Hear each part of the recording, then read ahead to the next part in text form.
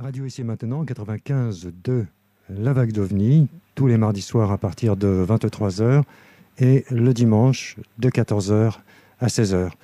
Une série produite par Didier Deplège, Alexandre à la réalisation.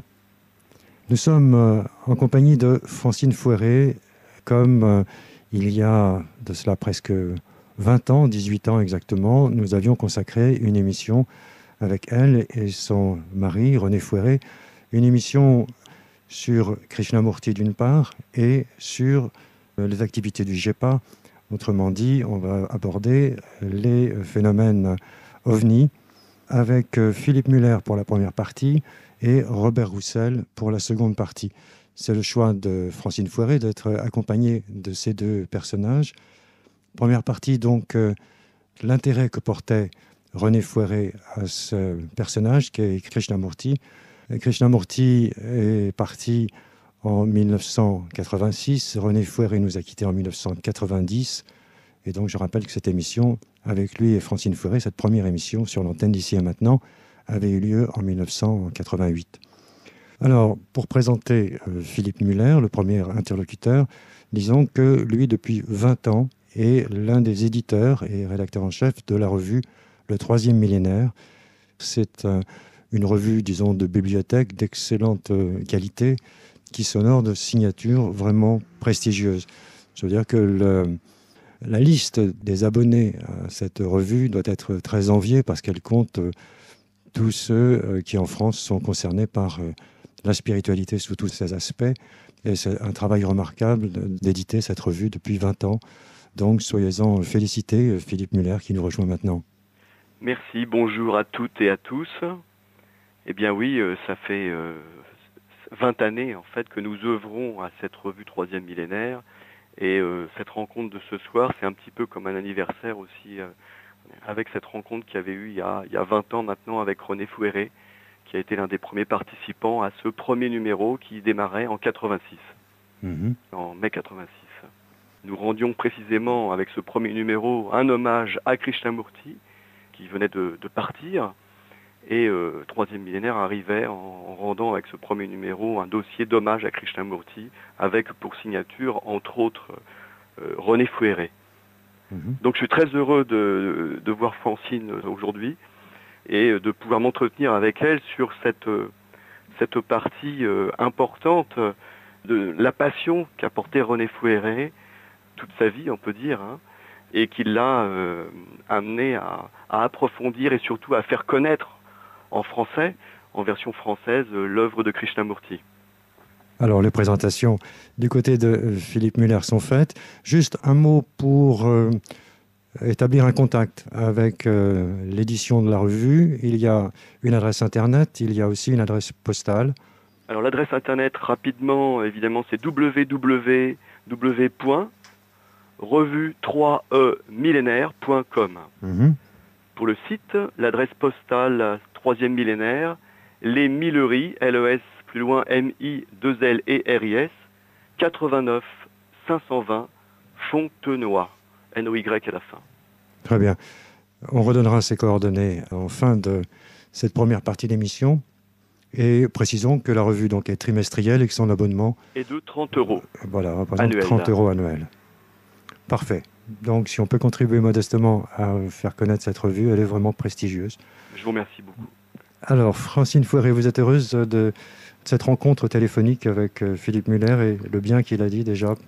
Très heureuse, parce que le travail qu'ils font avec une équipe dynamique, comme j'ai dit, est vraiment très, très beau. C'est un travail de qualité, avec des photos, un papier, tout ça. C'est une très, très belle revue. Et ça prend beaucoup de temps, évidemment, et je trouve que toute l'équipe a le mérite de faire quelque chose de valable et qui sera valable même en dehors du temps. Alors, nous allons évoquer Krishnamurti et René Fouéré. René Fouéré qui a côtoyé Krishnamurti en votre compagnie pendant près de 60 ans. Il a traduit une bonne partie des entretiens de Saanen en Suisse, et il a publié plusieurs ouvrages, et vous lui rendez hommage en publiant vous-même Bienveillance au courrier du livre, hommage à René Fouéré, qui est un livre, disons, compagnon, complémentaire de ce qui avait été publié jusqu'à présent, toujours au courrier du livre, dans la mesure où ça rassemble des articles, des notes et puis des anecdotes aussi de René Fouéré sur le personnage de Krishnamurti, les raisons de son intérêt. Alors, comment aborder Krishnamurti, Philippe Muller? Je vais vous laisser cette tâche un peu difficile de tenter de cerner le personnage et ce qu'il apporte. Oui, c'est en fait un peu difficile parce que je ne suis pas historien. Il faudrait presque parler de Krishnamurti en tant qu'historien. La seule chose que je peux rappeler, c'est que Krishnamurti a été trouvé sur une plage en Inde, a été reconnu, on pourrait dire peut-être, là je mets un peu le terme entre guillemets, peut-être par des dons de clairvoyance de certains hauts théosophes de l'époque, puisque c'est dans la société théosophique. Oui, la rencontre sur cette plage de théosophe Leadbeater, sa découverte par la brillance de son aura, dit-on. Oui, dit-on. C'est quoi, c'est 1919, Francine? Avant. Ou un peu avant. En tout cas, c'est tout au début du XXe siècle. Ah.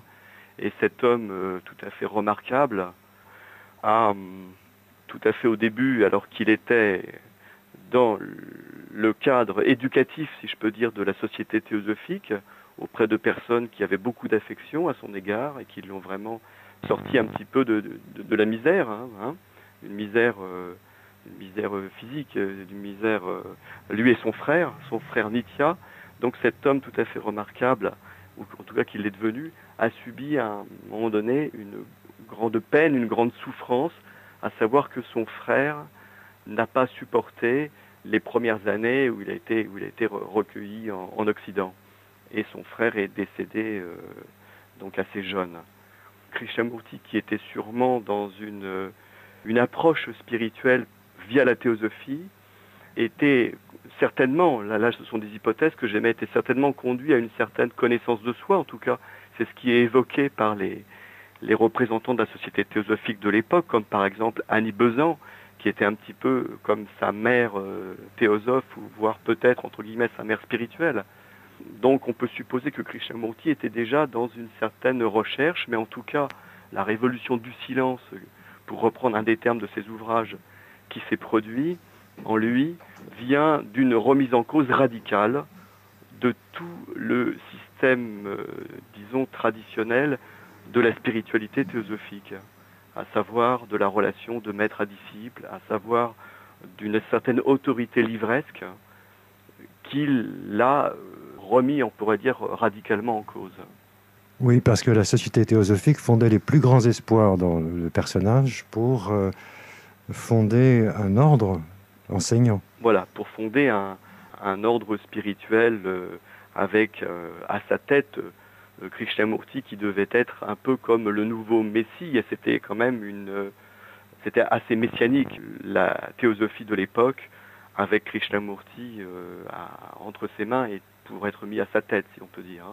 Alors là où il y a eu aussi un basculement dans l'ordre des choses temporelles, c'est que suite à cette révolution du silence, comme on disait tout à l'heure, pour citer un de ses ouvrages, où on pourrait dire suite à cette libération du connu, pour citer encore un autre titre de ses ouvrages, qui fut publié par la suite, Krishnamurti a remis complètement en cause la relation traditionnelle maître-disciple, autorité quelle qu'elle soit livresque, qu'elle soit de personne à personne. Voilà, c'est ça que l'on peut retenir comme phénomène un petit peu social et spirituel de la remise en question. Oui, effectivement, ça a créé un choc au sein de la société théosophique lorsqu'il a volé de ses propres ailes et dénoncé cette relation maître-disciple que l'on attendait de lui, du moins on attendait qu'il l'entretienne. Voilà. Alors là, cette remise en question qu'il y a eu a fait, là on parle un petit peu de choses extérieures, pas proprement sur l'enseignement de Krishnamurti, mais enfin ça permet de resituer. Donc il y a des théosophes qui ont de ce fait abandonné la théosophie pour suivre Krishnamurti, d'autres qui sont restés un petit peu entre les deux, et d'autres qui ont eu l'impression que Krishnamurti, en fait, était le Messie qui pouvait être, avait échoué et s'était orienté vers autre chose, peut-être vers une approche plus politique, en fait. Il y a eu, on pourrait dire, ces trois aspects-là, peut-être. Ce que j'apprécie beaucoup dans l'œuvre de René Fouéré, c'est que vis-à-vis de la théosophie, il n'y a jamais de récrimination, quoi. À la fois, René Fouéré a su reconnaître la dimension indépendante, la dimension libératrice de Krishnamurti envers lui-même, et qu'il a essayé de porter après comme guide auprès des autres. Attention, pas comme maître spirituel, disons bien les choses, hein, mais on peut dire comme guide, quoi. Là, on pourrait revenir sur cette notion-là un peu plus tard. Mais ce que René donc a bien remarqué, c'est qu'il n'y avait pas en fin de compte, à amener une critique, voire malveillante, vis-à-vis de personnes qui pouvaient être restées au sein de la société théosophique, sans peut-être bien comprendre ce qui se passait, ou en tout cas la nouvelle position de Krishnamurti. Qui date, elle, de 1929. Voilà. Hein. Mais alors René Fouéré lui-même, et là je m'adresse à Francine, avait une prédisposition d'adolescent envers la mystique, un intérêt assez marqué, étant jeune, pour finalement le dogme catholique au départ. Tout jeune, il s'est toujours intéressé aux questions d'ordre spirituel. Il était né en Bretagne, donc dans un milieu catholique, et il pensait que c'était la religion de tout le monde. Et puis, à l'âge de 14 ans, son père ayant changé de port d'attache, ils sont allés à Bordeaux. Et là, il a fait connaissance de jeunes théosophes. Il a été très surpris de voir qu'au fond, ces nouvelles façons de voir le monde lui ont apparu plus intéressantes que là où il était dans le milieu catholique. Si bien que, même s'il a renié après la foi catholique, il n'a jamais critiqué les prêtres qu'il avait éduqués ou quoi que ce soit. Et quand il est devenu même, il s'est intéressé à la théosophie, mais quand il s'est intéressé à Krishnamurti, il n'a pas non plus dénigré les théosophes ou autres. Je me souviens que quand il avait rencontré Radha Burnier, il avait trouvé que c'était une femme remarquable aussi. C'est la présidente des sociétés théosophiques mondiales. Donc, il était déjà intéressé à une recherche d'ordre spirituel. Il cherchait à comprendre ce monde, à comprendre pourquoi on l'avait jeté dans ce monde, quelle était sa signification. Il a toujours été un chercheur dans tous les domaines, d'ailleurs. Alors, pour la société théosophique, le maître mot, c'était la hiérarchie. Et c'est ce que Krishnamurti a cassé, qu'il a refusé d'assumer. Il y avait, dans l'Église catholique, il y a toujours l'aspect dogmatique, et c'est ce qui a volé en éclats dans la pensée de René Fouéré, dans son approche.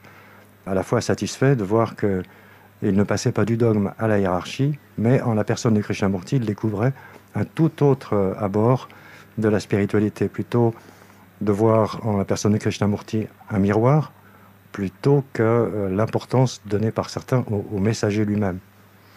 Oui, et ce qu'il a apprécié, c'est qu'il pouvait faire une recherche sans s'occuper, si on peut dire, de la personne de Krishnamurti. C'est cet enseignement qui l'a intéressé, et non pas de suivre un personnage. C'est tout à fait dit, et c'était important en début d'émission. Philippe Muller. Oui, justement, dans ce beau livre Bienveillance que Francine Fouéré vient de publier, par le courrier du livre, il y a plusieurs témoignages, et en particulier évidemment le témoignage de René Fouéré de sa rencontre avec Krishnamurti. On voit bien qu'il ne s'agit pas pour René d'une rencontre ou d'une séduction philosophique, ou d'une séduction à travers des textes, mais en fait d'une certaine libération. Il y a un passage par exemple qui est très court où René rencontre Krishnamurti et il découvre que ce vide intérieur qu'il a toujours fui, parce que comme tout homme, ce vide intérieur, il le fuyait à travers une idéalisation du spirituel, à travers une recherche de l'au-delà imaginé. Et Krishnamurti l'amène, par un entretien direct, à réaliser que ce vide qu'il fuit est en fait un véritable trésor. C'est le plus extraordinaire trésor que l'on possède au monde.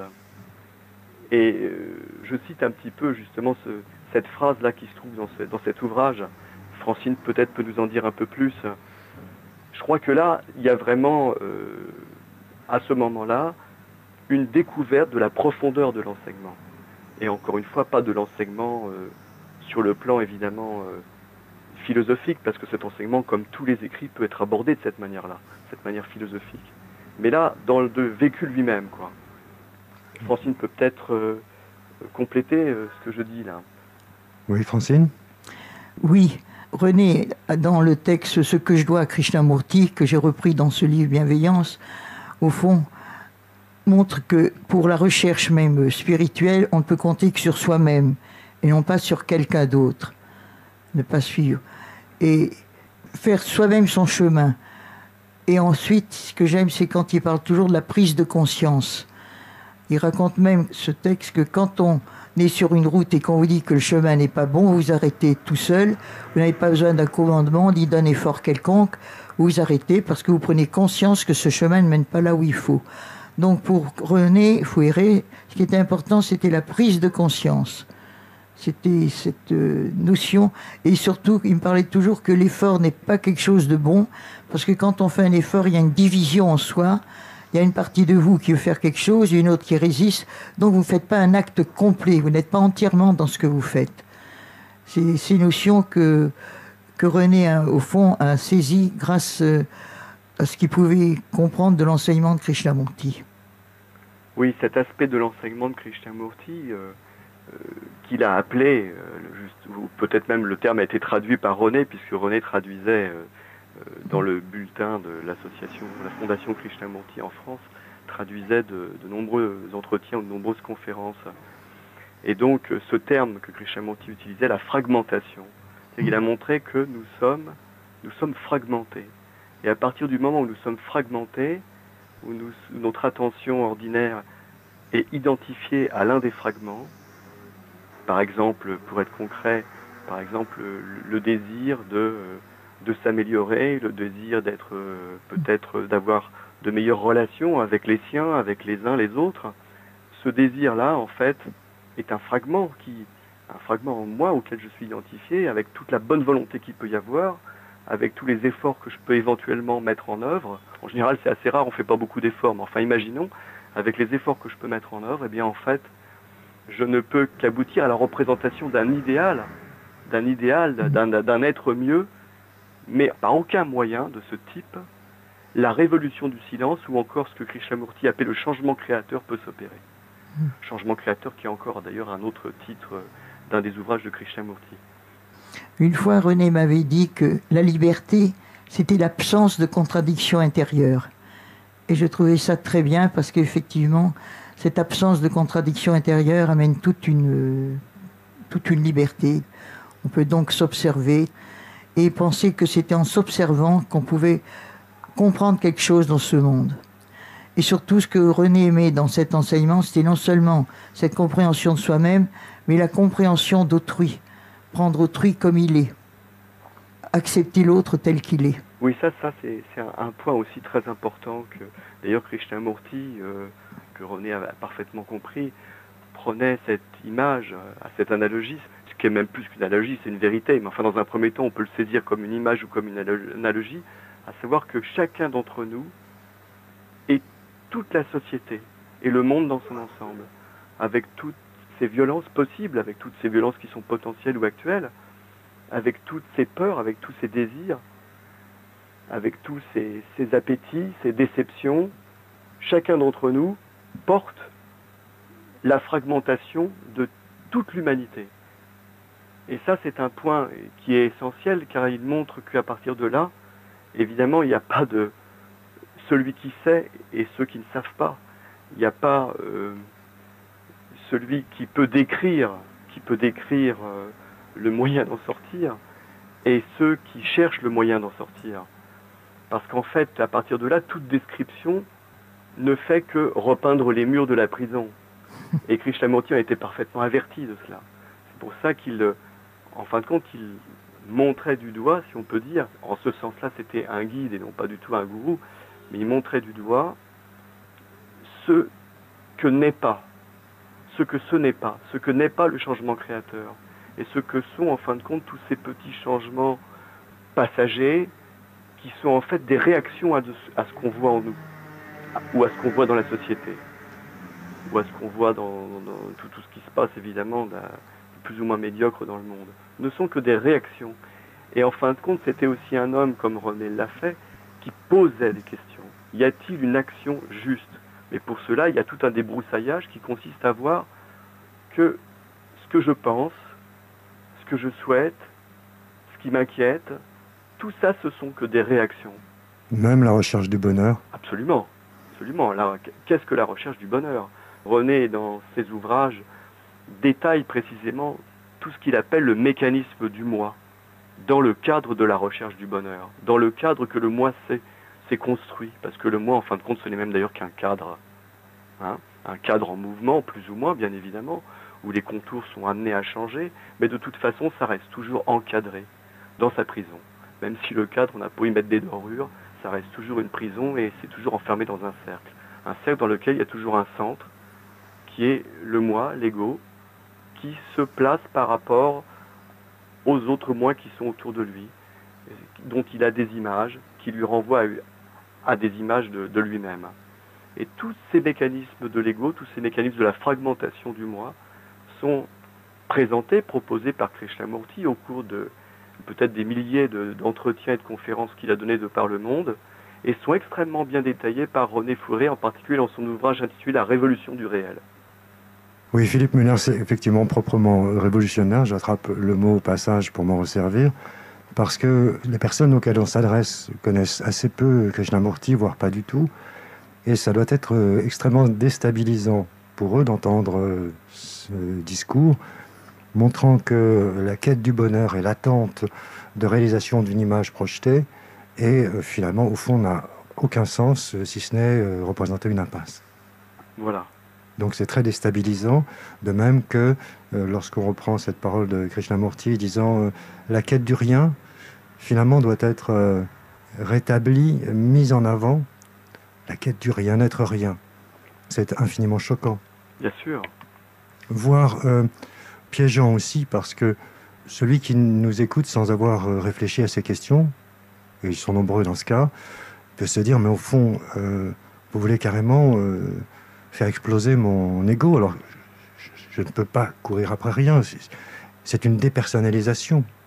Ça va à l'inverse de tout ce que cette société, de la pression sociale, de tout ce qu'elle nous apprend en nous conditionnant. Oui, oui, oui. C'est-à-dire qu'il y a aussi chez Krishnamurti un esprit très libre. Aujourd'hui, ce qu'on appelle un esprit libre, finalement, particulièrement dans le milieu scientifique, c'est quelqu'un pour qui il est évident que tout se ramène à la matière. Croire, penser un au-delà, c'est complètement subjectif, ce sont des illusions. C'est ce que pense aujourd'hui un esprit libre, disons scientifique. En fin de compte, chez Krishnamurti, il y a une telle liberté d'esprit, ce que René avait évidemment parfaitement compris, qui lui aussi avait cette liberté d'esprit de recherche, une telle liberté d'esprit que l'on peut poser des hypothèses absolument inouïes, à savoir la possibilité d'une réalité, d'un éveil de l'intelligence, qui est encore là un autre titre de ses ouvrages, une autre possibilité de conscience libre, au-delà même de tout le système cérébral. Et à ce point de vue-là, l'apport de Krishnamurti dans le domaine de la spiritualité est parfaitement novateur, parce que finalement, il anticipe déjà ce que deviennent un peu aujourd'hui et ce que sont en train de se mettre en place un peu aujourd'hui, ce qu'on appelle les sciences cognitives. D'ailleurs, Krishnamurti avait des relations, des entretiens fréquents avec des scientifiques de haut niveau à l'époque. Dont David Bohm. Entre autres David Bohm en physique et d'autres chercheurs en psychiatrie, en biologie, Rupert Sheldrake qu'il connaissait bien également, Fritjof Capra, autres physiciens qu'il a rencontrés, enfin, etc. Donc il avait évidemment des entretiens réguliers. Il y a un suivi, si on pourrait dire, d'entretien, de questionnement avec ces chercheurs de très haut niveau. Et la question, parmi les questions qui se posaient, c'est y a-t-il une dimension finalement non cérébrale de la conscience? Mais aborder cette dimension non cérébrale de la conscience, paradoxalement, ça implique de constater que tous les idéaux spirituels que l'on a se réduisent à des images de la pensée cérébrale. Ça peut paraître un peu inouï de dire ça comme ça. Mais ça implique cette constatation abrupte, authentique, honnête. Et là, il y a un pas effectivement à faire, honnête. Et donc, ça prédispose déjà à une action juste, et non à une réaction, comme on l'évoquait tout à l'heure. Lorsqu'on commence à se rendre compte un petit peu, et là, c'est vrai que c'est dur de le dire, mais qu'on se rend compte qu'on est piégé. Et vraiment, c'est vrai que c'est dur de le dire. Mais par exemple, un homme comme René Fourré, c'est arrivé à un grand désespoir qu'il a entrevu une possibilité d'immense liberté. Et en cela, d'ailleurs, il reprend sur le thème du désespoir, le courant existentialiste de l'époque de gens comme Sartre qui reconnaissait, Sartre par exemple, qui disait que la vie véritable commence au-delà du désespoir. Et Krishnamurti, ça ce sont des pensées absolument extraordinaires que met en polarité René Fouret quand il cite maintenant Krishnamurti en disant « Seul l'esprit qui est dans le désespoir peut découvrir la vérité ».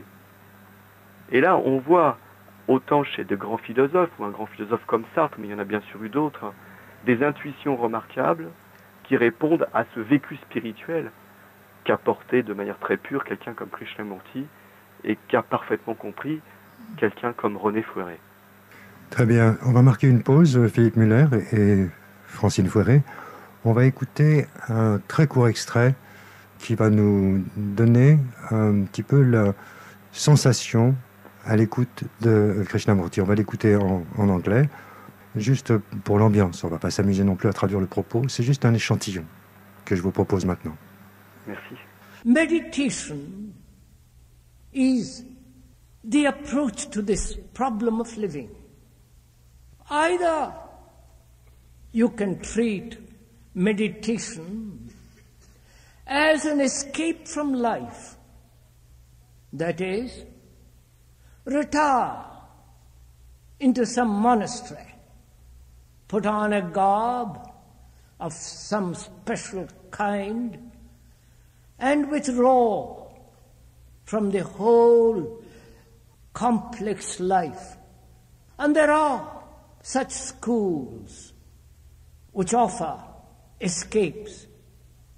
Both in India and in Asia, there are these schools which offer a method, a system, a way which will give perhaps a great sensitivity, perhaps if one is sufficiently silly enough to have visions, to perpetuate the same old sordid life and escape altogether into some mysterious metaphysical existence.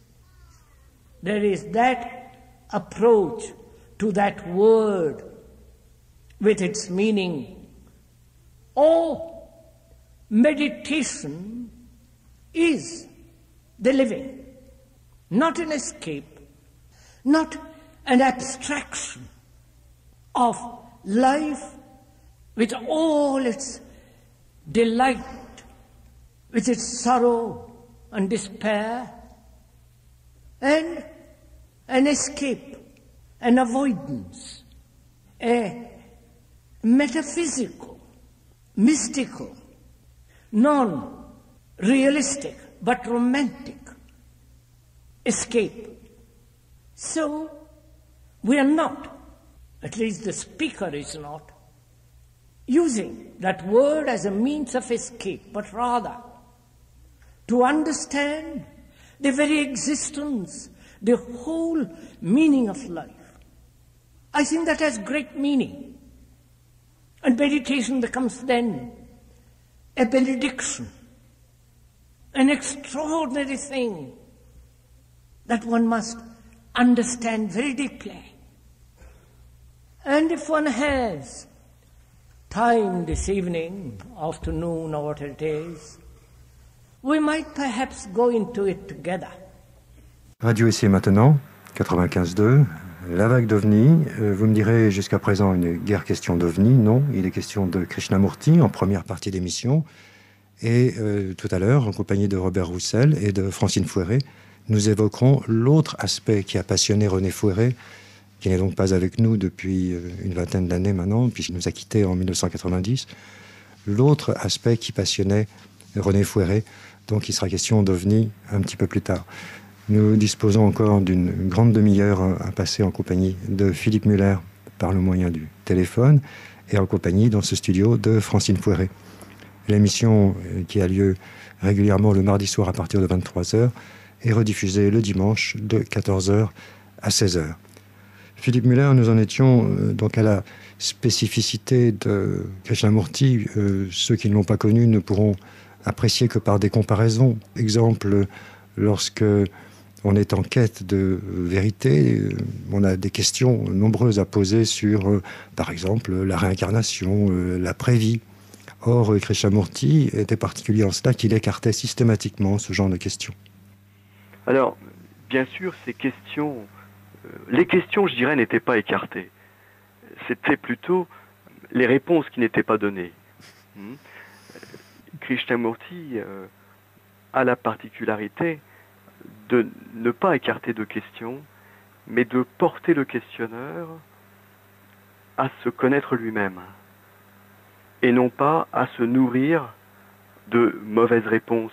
Qu'est-ce que c'est qu'une mauvaise réponse? Là, c'est un terme qui m'est personnel, Krishnamurti n'aurait sûrement jamais parlé comme ça. Mais disons, qu'est-ce que c'est qu'une mauvaise réponse? C'est une réponse qui va m'amener à me représenter, à imaginer les choses. Sur la réincarnation, sur l'au-delà, je peux bien sûr puiser dans des ouvrages, des représentations, des images, voire même des concepts assez fins au besoin. Et donc, je peux en faire un but à atteindre. Ou en tout cas, je peux espérer par ces représentations que je vais avoir, ou par ces concepts que je vais avoir. Par exemple, si je prenons des concepts assez fins, je dis l'au-delà, c'est une lumière extraordinaire, intemporelle, voilà, éternelle. Bon, là, ce sont des concepts plus fins que des images. Et c'est ça que je vais trouver au bout de ce chemin qui est ma vie. Et là, déjà, en fin de compte, j'oublie l'essentiel, c'est que ma vie, elle est là maintenant. Pour reprendre le titre de votre radio, elle est là, ici et maintenant. Et c'est ici et maintenant qu'il va falloir que j'apprenne à découvrir tout le processus de ma pensée, qui cherche évidemment des réponses et qui se pose évidemment des questions, parfois même de manière très brûlante, mais qui se fourvoie, qui se trompe, qui fait erreur en se satisfaisant et en allant chercher des réponses par le moyen de la représentation mentale, par le moyen du souvenir qui sera entretenu sur ce que j'aurais lu, etc. Parce que ce qu'il y a derrière tout ça, et là Krishnamurti était très direct là-dessus, c'est la raison pour laquelle il était souvent mal compris et assez rebutant par la voix abrupte, directe qu'il préconisait. Car il dit, ce qu'il y a derrière tout ça, c'est simplement la peur. Nous avons peur. L'ego, la pensée, tout le mécanisme de la pensée, c'était le terme qu'il utilisait, les mécanismes de la pensée, sont sous-tendus par la peur. La peur que la pensée s'arrête, la peur de la cessation de la pensée. Et pourtant, il y mettait cette hypothèse. La libération du connu, c'est la cessation de la pensée. C'est quelque chose d'absolument inouï. C'est une hypothèse qu'on peut la prendre comme telle. Mais dans le cadre des sciences cognitives que j'évoquais tout à l'heure, en supposant Krishnamurti, en étant à l'avant-garde finalement des questions qui se posent en sciences cognitives, c'est, pour reprendre encore notre terme, c'est purement révolutionnaire. C'est un changement total de vision du monde au sein des sciences cognitives. Il y a d'ailleurs des chercheurs qui tentent de s'y orienter, mais ils font bien sûr pas l'unanimité, disons.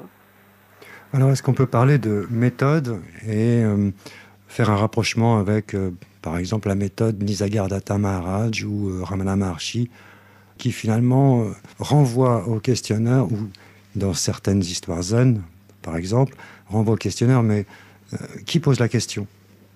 Assez frustrant, mais tranchant comme un rasoir.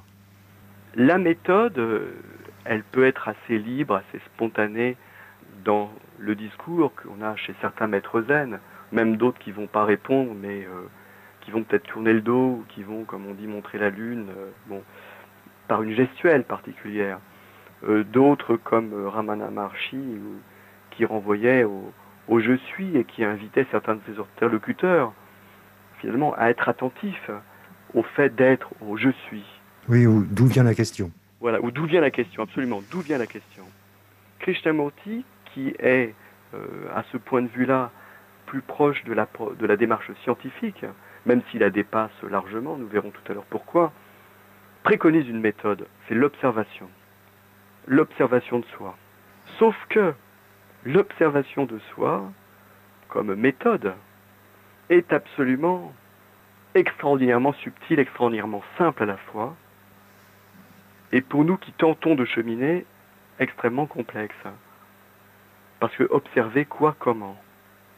Et Krishnamurti, à ce moment-là, commence à inviter, à l'époque, ses interlocuteurs, ses auditeurs, à découvrir la difficulté de l'observation de soi et le fait, parce que c'est un fait psychologique, de notre fragmentation, pour reprendre encore ces termes, que lorsque nous observons quelque chose qui apparaît en nous, par exemple une certaine anxiété, ou par exemple, il prenait parfois l'exemple d'une très belle voiture. Il faut dire, là un peu en aparté, Krishnamurti connaissait extrêmement bien les moteurs de voiture. Et il savait, paraît-il, moi je l'ai jamais vu faire bien évidemment, mais il savait entièrement démonter un moteur de voiture et le remonter. Oui. Ça c'est un petit aparté, c'est une anecdote un peu amusante. Pour le Dalai Lama, ce sont les pendules et les horloges. Ah bon, alors, chacun, voilà, chacun son truc. Chacun a des spécialités dans la machinerie. L'attrait mécanique. Voilà. Alors, il montrait en fait cette particularité de la fragmentation, de notre fragmentation psychologique, c'est que quand nous observons donc un désir, donc il démontait tout le mécanisme du désir, un désir qui conduit à une certaine inquiétude, on se dit ah ben non, faut que je me calme un petit peu. Et qu'est-ce qui se passe à ce moment-là? L'observateur en moi a vu le désir, l'inquiétude, l'agitation physique au besoin, ce qui est perceptible, comme un objet observé. Et donc notre observation se déroule dans la dualité, dans la séparation entre l'observateur et l'observé. Et ça fait partie de ce cheminement qu'il a appelé apprendre à observer. À un moment donné, au cours des années où il transmettait cet enseignement toujours neuf, il a émis cette nécessité d'apprendre à observer. Alors, sur le terme apprendre, là, il y aurait beaucoup à dire, parce que ce que nous entendons, nous, par là, c'est souvent accumuler de l'information. Évidemment, il ne s'agit pas du tout de ça. Hein. C'est d'ailleurs sur cette approche neuve d'apprendre que les écoles Krishnamurti ont pu être fondées et se développer. Là, c'est encore une aparté. Et pour revenir donc sur cette fragmentation de l'observateur et de l'observé, qui est en fait aujourd'hui un petit peu le problème incontournable des sciences cognitives et en particulier de ce qui s'appelle en philosophie, la branche nouvelle de la philosophie qui étudie les sciences, de l'épistémologie. C'est un peu le problème incontournable. Y a-t-il observation vraie des phénomènes? Y a-t-il observation vraie de soi-même? Bon, là, je pose simplement la question, c'est la question qui se pose actuellement en épistémologie. Et il n'y a pas vraiment de solution, pour l'instant tout du moins. Hein. Sauf que Krishnamurti émet à ce moment-là cette hypothèse absolument extraordinaire. Il dit qu'il y a une observation possible sans observateur. Et l'observation sans observateur, c'est l'éveil de l'intelligence, c'est le seuil de la libération du connu. Voilà. Oui, le rayonnement de la conscience. Le rayonnement de la conscience. Donc il y a quand même cette méthodologie que dans le troisième millénaire, on se plaît à appeler une antiméthode. C'est une méthodologie antiméthodique, qui est quand même l'observation. Alors, Krishnamurti, par cette voix un petit peu, qu'on pourrait dire, qui a été perçue par beaucoup de gens comme une voix un peu sèche, en fait. Abrupte, oui. Abrupte, mais même, on dirait, un peu sèche. Beaucoup de gens se sont détournés, en fait, de cette approche, de cette méthodologie antiméthodique. Déjà dit comme ça, on sent que c'est un peu intellectuel, comme on dit aujourd'hui, c'est un petit peu lourd. Mais en fait, pas du tout. Ce que, malheureusement, les gens qui se sont détournés n'ont pas perçu, c'est ce que Krishnamurti appelait l'attention qu'il y a à mettre dans cette approche, et cette attention qui va, à un moment donné, lorsqu'on voit presque cette impasse entre l'attention à l'objet observé et l'observateur qui est attentif, là on voit qu'il y a une impasse là-dedans. Et à un moment donné, l'attention, ça devient une flamme, ce qu'il a appelé la flamme de l'attention. Et cette flamme de l'attention, pour je ne sais plus s'il faut l'appeler un chercheur spirituel, parce que là il n'est plus à chercher midi à 14h, comme on dit, hein. Là, le chercheur spirituel, il est le cherché, comme on dirait dans l'Advaita Vedanta. Hein. Eh bien, cette flamme de l'attention, elle engendre aussi une grande passion Et c'est un terme que Krishnamurti affectionnait également et qu'il transmettait aussi. Donc en fait, cet enseignement qui pouvait être abrupt, un peu rebutant, de l'observateur, de l'observer, de la fragmentation psychologique, enfin des termes un peu, on pourrait dire un peu techniques, mais tout à fait pour l'époque d'aujourd'hui en tout cas, eh bien était porté, et il en était le témoin vivant de cette passion. Et René Fouéré en était aussi un des témoins, de cette passion de l'éveil finalement, de cette passion où il n'y a plus la recherche d'images mentales, la recherche d'idéaux qu'on voudrait actualiser, mais c'est la découverte, c'est une recherche qui est une découverte en même temps. C'est un peu inouï, mais enfin c'est comme ça. C'est une recherche qui est à la fois découverte et qui ouvre sur ce que Krishnamurti a appelé le silence, la présence intemporelle du silence, ce qu'il appelle aussi à d'autres moments l'abolition du temps, attention, du temps psychologique. Parce que ça, on n'a pas mentionné cette notion particulière que présente Krishnamurti et qu'a très très bien dans certains ouvrages, dont La Révolution du réel, explicité René Fouéré, c'est tout le temps engendré, le temps psychologique, qui n'est pas le temps du monde, le temps des affaires. Et c'est ce temps psychologique qui engendre la souffrance.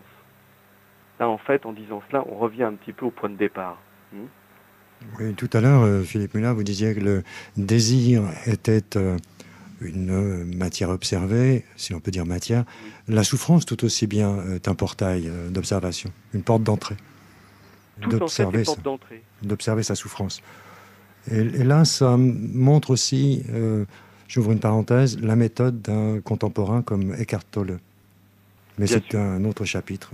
On sent que la conscience, la manifestation de la conscience qui nous a quittés en 86 avec Krishnamurti, partout en action, en manifestation, est actuellement représentée par un Eckhart Tolle. Oui, et pas seulement. Bien sûr. Mais bien sûr. Et toujours, la porte d'entrée, ce n'est nulle part ailleurs que ici et maintenant. C'est ici et maintenant. Et si ici et maintenant il y a souffrance, eh bien, il n'y a aucune échappatoire possible. Ça, c'est le point fort qu'a découvert René Fouéré en lui-même, à un moment où il souffrait. Enfin, c'est en tout cas ce que j'ai lu à travers les témoignages de ce bel ouvrage Bienveillance, hommage à René Fouéré par Francine Fouéré. Au courrier du livre. Voilà. J'aimerais ajouter Francine Fouéré. Quelques points. D'abord, je remercie Philippe Muller de tout ce qu'il a dit, parce que c'est vraiment très, très intéressant. Mais pour ceux qui n'ont jamais vu Krishnamurti, j'aimerais signaler qu'en France, on peut voir à Paris des vidéos au centre krishnamurtien, dont voici l'adresse: Association culturelle Krishnamurti, 7 rue Général Guillain, dans le 11e, Paris 11e. Téléphone 01 40 21 33 33. Parce qu'on peut passer des vidéos et comme ça les gens peuvent découvrir Krishnamurti en train de parler. C'est dommage, ça n'existait pas du temps de Bouddha, mais c'est intéressant d'avoir au moins ce témoignage maintenant historique. Francine Fouéré, vous faites allusion aux 18 entretiens avec une télé américaine ou vous faites allusion à des vidéos tournées à Saanen en Suisse? Il y a les vidéos de Saanen, mais il y a des vidéos de partout. Voilà. Et justement, il y a une richesse de vidéos incroyable. Ils sont en train de les remettre pour que, comme les moyens techniques changent, ils remettent ça sur comme il faut. Et alors, il y a une amie, Gisèle Ballet, qui fait chaque année des réunions sur exploration de l'œuvre de Krishnamurti. Et ça a lieu cette année du 5 août au 19 août à Schönried, près de Saanen. Il y a 2 semaines d'études. La première semaine, qu'est-ce qui nous empêche de vivre pleinement le présent? La deuxième semaine, comment intégrer amour et liberté. Et je trouve que c'est intéressant que des gens qui ont entendu parler de l'enseignement et ceux qui n'en ont pas encore entendu parler se rencontrent, parce que les échanges sont toujours très intéressants. Et c'est ce que René Fouéré me disait aussi. Il rapportait ce propos de Krishnamurti, que toute rencontre humaine est toujours un processus d'éducation mutuelle. Et je trouve ça très important, cette façon de voir les choses. Philippe Muller et Francine Fouéré, pour souligner le côté un peu abrupt, Krishnamurti marquait parfois à Saanen sa surprise de voir revenir après années les mêmes visages, en leur disant, peut-être pour les choquer, les bouleverser, mais enfin, que venez-vous chercher que vous ne sachiez déjà encore cette année? Eh bien, j'avais posé la question à mon mari, je dis pourquoi tu reviens écouter Krishnamurti? Il m'a dit c'est comme une statue, tantôt il y a une partie qui est éclairée, tantôt une autre, et c'est jamais répétitif. Que quand Krishnamurti parlait aussi bien de la mort, de la vie ou autre chose, c'était toujours nouveau. Je me rappelle ce propos sur la mort, il disait à quelqu'un, vous avez peur de mourir parce qu'on n'avait vraiment pas bien vécu. Je trouvais... Il disait donc toujours, quand il parlait même de ces sujets, il y avait toujours quelque chose de nouveau. Une des phrases, Francine Fouéré, que vous faites revenir à plusieurs reprises dans cet ouvrage Bienveillance, c'est « Nous sommes différents, mais ne sommes pas séparés ». C'est très important, c'est ce que Krishnamurti avait dit à René une fois, devant moi, et je trouvais que ça m'a beaucoup aidé dans l'enseignement, ça aussi. Nous sommes tous différents et non séparés. Je trouve que Krishnamurti, ce qui m'a intéressé chez lui, c'est ses théorèmes psychologiques en dehors de sa personne. Krishnamurti est mort et tout, mais les théorèmes sont toujours valables. C'est ça qui m'a intéressé personnellement dans cet enseignement aussi. On retrouve Philippe Müller. Philippe Müller, comment essayer de faire comprendre Krishnamurti en employant d'autres mots, de les amener à le découvrir? En employant d'autres mots. D'autres images, d'autres aspects de cette relation. Ça paraît évidemment un peu difficile. Là, je vais reprendre un point important. À qui s'adresserait Krishnamurti? À qui s'adressait-il? À plusieurs reprises, il l'indique, qu'il s'adresse à des gens qui ont une certaine maturité, comme il disait. Une certaine maturité. C'est-à-dire à des personnes qui ne venaient pas pour se nourrir d'images sécuritaires sur l'au-delà, le devenir, la réincarnation qu'on a mentionné tout à l'heure. Ils ne venaient pas pour apprendre, au sens où ils venaient pour accumuler une sorte d'enseignement qui va leur permettre de se conforter dans une vision du monde matériel puis spirituel, mais donc des gens qui avaient déjà une certaine maturité, c'est-à-dire des personnes qui s'étaient déjà rendues compte qu'ils étaient porteurs eux-mêmes de certaines illusions. L'illusion, par exemple, de rencontrer le grand amour. Attention, je ne veux pas dire que le grand amour n'existe pas, bien sûr que le grand amour est une réalité, et heureusement. Mais, je veux dire, le grand amour, que l'amour n'existe que dans une relation d'image à image, que dans une relation de sécurité. Que l'amour et finalement la jalousie, c'est un peu son pendant, il faut faire avec. Ou que l'amour, pour s'arranger en couple ou entre amis, eh ben, il faut qu'il y ait des compromis. Ça, ce sont nos petits arrangements humains. Mais quelqu'un qui a une certaine maturité vis-à-vis de ces types de comportements qu'il voit chez les autres, qu'il a vis-à-vis d'eux, il a une certaine désillusion. Il se rend compte également, quelqu'un qui a donc ce début déjà de cette maturité, que finalement, la vie est souffrance. Allez, disons le mot, j'hésitais à le dire, et là on retrouve évidemment cette approche radicale dans tout le bouddhisme, bien sûr, hein, que la vie donc est souffrance, la vie extérieure, la vie intérieure, la façon dont on essaie d'arrondir les angles, tout ça, ça fait partie de souffrances plus ou moins grandes. C'est même fondateur dans le bouddhisme. Absolument, c'est le fondement même, hein, de découvrir ce qu'est la souffrance, la nature de la souffrance. Avec l'impermanence. Et là, absolument. Mais dans un premier temps, donc la nature de la souffrance. L'impermanence, je pense que ça devient déjà après, quoi, je pense. Hein. Enfin, tout peut être lié, évidemment, hein, mais déjà la nature de la souffrance. Et la souffrance, c'est pas simplement d'être malheureux pour telle et telle raison. Et les raisons, on peut en aligner. Hein. C'est le fait d'être malheureux. Voire même d'accumuler parce que c'est destiné à disparaître et on va le perdre. Tout à fait. Donc là, des gens qui constatent déjà, qui commencent déjà à appréhender la nature, on pourrait dire, de la souffrance, sans en avoir vu le fond, bien sûr, ni même sans avoir vu l'envers du décor, sans quoi ils n'ont plus besoin de s'adresser peut-être à Krishnamurti.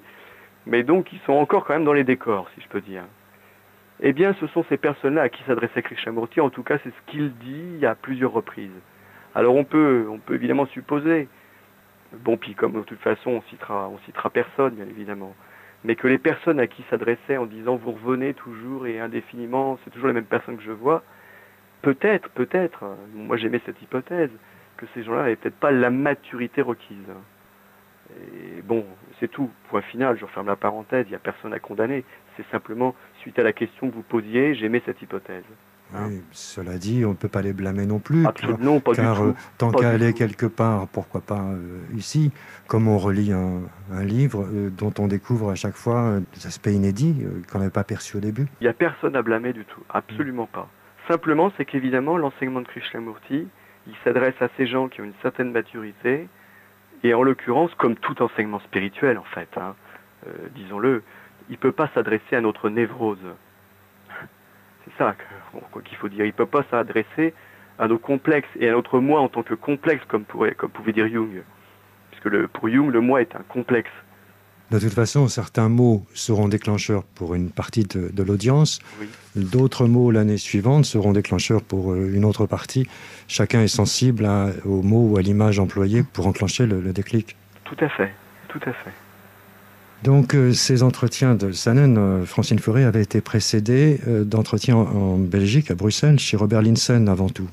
Il y a de ça bien des années. Il y a très longtemps, Robert Linssen avait organisé en 1956 la venue de Krishnamurti à Bruxelles. Et puis Gisèle Ballet, qui donc organise maintenant ces réunions de Saanen, avait été chargée en 1980 déjà d'organiser à Saanen des réunions de Krishnamurti jusqu'à sa mort en 1985. En 86, il n'y a rien eu du tout parce que Krishnamurti n'était plus là. Mais en 87, à partir de 87, des réunions ont été organisées parce que beaucoup de gens avaient envie de se retrouver pour discuter de ces choses-là. Donc c'est tout un travail aussi. Je trouve que c'est bien qu'on continue à parler de cet enseignement. Il y a une revue qui est remarquable, une revue qui est éditée en Hollande, qui s'appelle The Link. Le lien, par conséquent. Le lien, voilà. Et c'est une revue remarquable, avec des photos admirables de M. Friedrich Grohe, et des textes non moins remarquables de gens qui continuent à s'intéresser à la question. L'adresse, c'est difficile pour moi de la lire parce que c'est en hollandais, et alors je passe à... Ah mais j'aurais le même problème. Non, c'est imprononçable. Non, je peux donner l'email par contre, kli@kmail.ch. Kmail, ça s'écrit kmail.ch. Donc je suggère à ceux qui veulent prendre contact avec cette revue de simplement adresser un courrier à KLI, c'est en majuscule, kli@kmail.ch. Tout à l'heure, vous avez parlé de névrose, et j'aurais eu envie de signaler en 2 mots un texte remarquable de Krishnamurti. Les livres que je préfère, moi, de Krishnamurti, c'est les commentaires sur la vie, parce que c'est très vivant. Il y a toujours une partie poétique au début, puis après, il y a quelqu'un qui vient poser des questions à Krishnamurti, et Krishnamurti a toujours une façon élégante de répondre. Entre autres, il y a la page 241 dans le tome 2, la psychanalyse et le problème humain. Il y a un psychiatre qui vient consulter Krishnamurti. Il lui dit, écoutez, pendant des années, j'ai soigné une patiente et jamais elle n'a guéri. Et puis là, elle a eu l'occasion de vous écouter et au bout de quelques conférences, elle est devenue guérie. Qu'est-ce que vous avez comme procédé pour arriver à ce résultat ? Donc Krishnamurti dit, qu'est-ce que vous cherchez à faire ? Je cherchais à l'adapter à ce monde. Et Krishnamurti dit, vous trouvez que ce monde est admirable pour qu'on cherche à adapter quelqu'un à ce monde ? Bon, il y avait déjà beaucoup d'humour. Et en définitive, Krishnamurti donne un conseil qui est valable, je trouve, dans toutes les maladies, névroses, tout ce qu'on veut. Il dit qu'au fond, la meilleure façon de soigner, c'est l'amour. Et je trouve cette conclusion remarquable, au fond. L'affection, la bienveillance, c'est ce qui manque le plus dans ce monde. Et ce texte donc de Krishnamurti sur commentaires sur la vie est vraiment très, très sensible et très beau. Bien, effectivement, vous avez laissé entendre que la conclusion était satisfaisante. On arrive au terme de la première partie de l'émission. Alors, ça va être le moment de redonner un certain nombre de références. Qu'est-ce que l'on conseille, Philippe Muller, comme ouvrage au courrier du livre concernant Krishnamurti ? Se libérer du connu ? Bien sûr. Il y a un ouvrage un peu monumental qui a dû être réédité, je ne connais pas l'éditeur, c'est L'éveil de l'intelligence.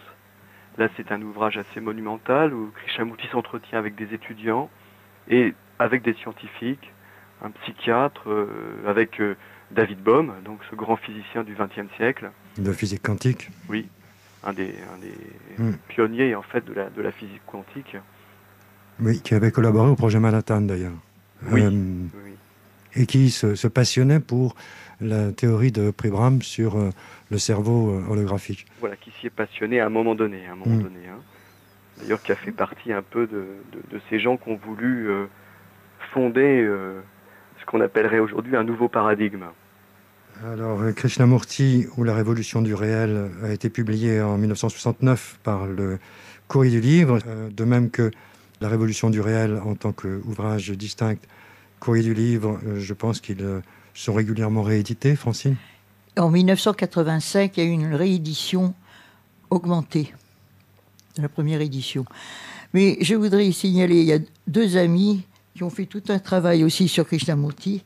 Il y a Thierry Casal qui a fait un remarquable ouvrage, 1 kilo, qui s'appelle Lucidité et qu'on peut trouver encore à Opal Édition, 12 boulevard de Strasbourg, à Paris.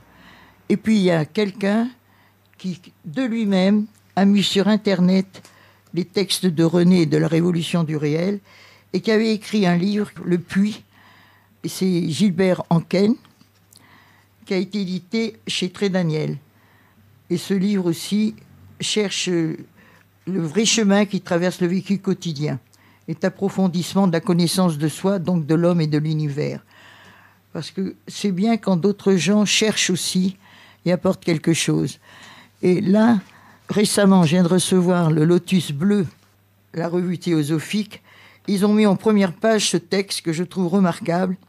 Ils perdent leur santé à faire de l'argent. Et par la suite, ils perdent tout leur argent à tenter de la retrouver. En pensant anxieusement au futur, ils oublient le présent, de sorte qu'ils ne vivent ni le présent ni le futur. Finalement, ils vivent comme s'ils n'allaient jamais mourir et meurent comme s'ils n'avaient jamais vécu. Magnifique. C'est Confucius. Toujours très actuel, ce Confucius. J'aimerais bien mentionner aussi cette femme remarquable, Vimala Thakar. Ah oui, qui, Vimala Thakar. Oui. Elle-même, pendant continue. de nombreuses années, a continué à s'entretenir avec des personnes autour du monde, avec des groupes d'étudiants, des chercheurs, et qui a quand même eu sa révolution du silence par sa rencontre avec Krishnamurti et la compréhension qu'elle a eue de cet enseignement. Hein? Elle a écrit d'ailleurs Un éternel voyage. C'est mon mari qui a traduit ce texte parce que j'avais trouvé ce texte si beau qu'il me disait, je dis, il n'y a que moi qui l'entends, je veux que tout le monde soit au courant. Et Gérard Nizet, l'éditeur du Courrier du Livre, a accepté de le publier. Je trouve que c'est un ouvrage remarquable, Un éternel voyage, de Vimala Thakar. Vimala, V-I-M-A-L-A, Thakar, T-H-A-K-A-R. Oui, une femme remarquable. Et j'aime bien parce que j'ai pu m'entretenir avec elle. Ça m'intéressait de parler avec une femme aussi, parce qu'il n'y en a pas beaucoup qui s'intéressent parfois à ces questions. Et elle m'avait donné, si je peux dire, un conseil, agir là où on vit, plutôt que de partir en Inde ou ailleurs, agir là où on se trouve. J'avais trouvé ça très bien, entre autres. Oui, ou faire 10 000 km pour s'apercevoir que la vérité n'a jamais cessé d'être là où nous étions. Et alors, le troisième millénaire a son site internet. On va redonner également l'adresse postale. Philippe Muller, c'est l'adresse internet www.revue3e-millénaire.com. En un seul mot. Voilà. Avec comme adresse postale, troisième millénaire, les Milleries, L-E-S plus loin M-I-2-L-E-R-I-S, 89 520 Fontenoy. Alors, je recommande vivement de s'abonner à cette revue, voire de tenter de récupérer des anciens numéros. Il y en a 78. Oui. Et... Le 79 va paraître donc à la fin de ce mois, à la fin du mois de mars, et marquera les 20 années, les 20 années de travail bénévole. Là aussi, je le souligne, on ne l'a pas mentionné, puisque nous avons tous diverses professions par ailleurs. Nous sommes une équipe de 5 personnes à y œuvrer donc bénévolement depuis maintenant 20 ans. 20 ans, oui. C'est vraiment remarquable. Lorsqu'on est accroché et qu'on veut se procurer les anciens numéros, j'imagine que certains sont encore disponibles. Oui. Magnifique revue de bibliothèque, disons. Un excellent papier, une mise en page, une maquette et et des photographies, des illustrations toujours remarquables, un souci de l'iconographie extrêmement frappant. Et donc, vous aurez un aperçu sur le site internet revue 3E millénaire en un seul mot.com. Philippe Muller, on va se quitter maintenant. Merci. En vous remerciant de cette évocation donc de Krishnamurti, toujours vivant. Merci à tous. Au revoir à toutes et à tous. Merci Philippe Muller. Merci beaucoup Philippe. Fin de cette première partie d'émission en compagnie de Francine Fouéré. Il est prévu d'aborder maintenant l'autre pôle d'intérêt de René Fouéré tout au long de sa vie, à savoir les ovnis. Radio Ici et Maintenant, 95.2, La Vague d'OVNI, comme chaque mardi soir à partir de 23h et chaque dimanche de 14h à 16h. Une émission produite par Didier Deplège, réalisée par Alexandre, aujourd'hui en compagnie de Francine Fouéré et des deux personnes qu'elle a choisies pour l'accompagner, Philippe Muller, qu'on vient d'entendre dans la première partie consacrée à Krishnamurti, et à présent Robert Roussel, pour ce qui est du domaine de l'ufologie, autre passion de René Fouéré, puisque cette émission, évidemment, est centrée sur la personne de René Fouéré, qui nous a quittés en 1990. Et nous avions fait une émission en compagnie de René et Francine Fouéré en février 1988. Et je suis heureux de retrouver Francine, à la fois pour évoquer bienveillance, hommage à René Fouéré, dont on vient de parler, et puis également refaire connaissance avec cette activité du GEPA, qu'ils ont entretenu et maintenu à bout de bras pendant un bon nombre d'années, avec une publication qui lui était associée. Nous retrouvons donc à sa demande, sur sa proposition, Robert Roussel. Robert Roussel, nous l'avons reçu sur cette antenne il y a 2 ans, parce qu'il a publié un livre fort intéressant chez Albin Michel en 1995, OVNI, les vérités cachées de l'enquête officielle. Et Robert Roussel donc, nous avait fait le plaisir de participer à une longue émission qui est toujours disponible en archive, qu'on écoutera le mardi soir dans la foulée de cette diffusion. Donc ne quittez pas l'écoute, après 1h du matin, vous retrouverez Robert Roussel. Robert Roussel, nous attendons toujours le livre qu'il nous avait promis sur mon expérience de reporter à FR3 Aquitaine. Ça tarde un peu, il va nous expliquer pourquoi. Et également, Robert Roussel, vous avez fait une apparition assez remarquée au récent congrès ufologique de Châlons en Champagne. Vous avez parlé des drones, d'une manière qui n'a pas enchanté tout le monde, assez polémique. Bonjour Robert Roussel. Bonsoir à tous. Oui, effectivement, je vous avais parlé un peu d'un projet de livre que je préparais sur mon métier de reporter, et je me suis peut-être un peu trompé sur certaines directions prises dans ce livre. Les éditeurs m'ont précisé qu'ils préféreraient que je parle de ma partie consacrée au grand reportage, et c'est une direction que je prends, et je suis en train en ce moment de remanier effectivement ce projet. Et alors, en ce qui concerne votre conférence à Châlons-en-Champagne? Alors, la conférence de Châlons-en-Champagne, j'étais aux côtés de Francine pendant ces 2-3 jours, et je suis intervenu un moment sur les leurres que pouvait introduire la technologie humaine en rapport avec les observations d'OVNI. Ces leurres sont des objets manufacturés qui sont appelés des drones et qui permettent aux militaires de produire des armements et des systèmes d'observation très complexes et qui aident les armées et qui seront bien entendu les technologies du futur.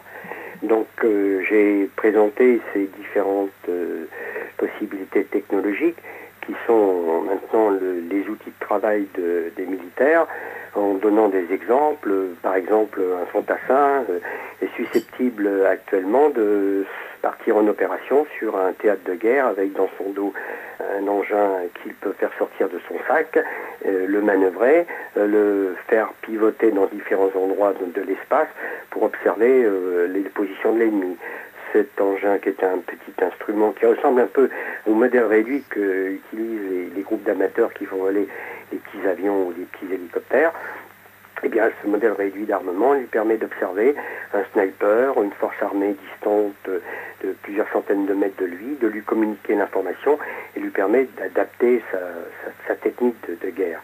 Et j'avais expliqué tout ça aux gens à Châlons en Champagne en expliquant que désormais, il sera difficile de repérer le phénomène OVNI de ces technologies de pointe. Et au milieu de la salle, certaines personnes considèrent que à cet instant je fais de la désinformation et manifestent leur refus d'accepter ce genre de théorie.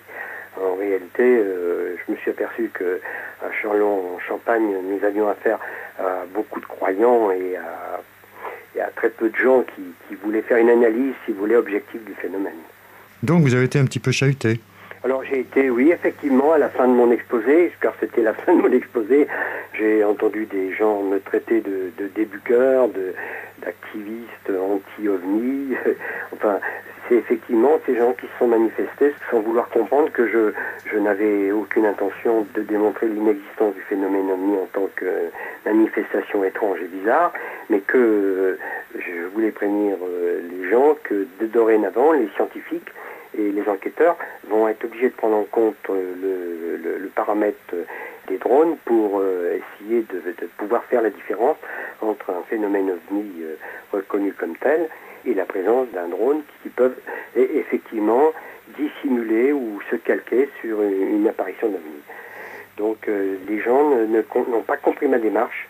Je leur avais expliqué effectivement, plus que j'étais en liaison souvent avec des pilotes, avec des militaires qui étaient observateurs, je pense que tout cet étalage de relations militaires ont donné l'impression aux gens que j'étais envoyé par ou le gouvernement ou les militaires pour dissimuler quelques vérités, alors que mon livre, c'est tout le contraire de tout ça, et qu'il explique au contraire qu'il y avait des choses qui n'avaient pas été révélées, ou tout au moins médiatisées, par les découvertes du GEPAN au moment de l'enquête du CNES.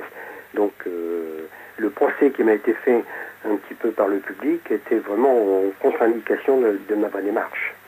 Oui, et puis l'actualité récente en Iran va vraiment dans votre sens, dans la mesure où il semble que les vagues d'OVNI se multiplient sur l'Iran, alors qu'en réalité, dans la préparation d'une guerre éventuelle, il s'agit évidemment de vagues de drones.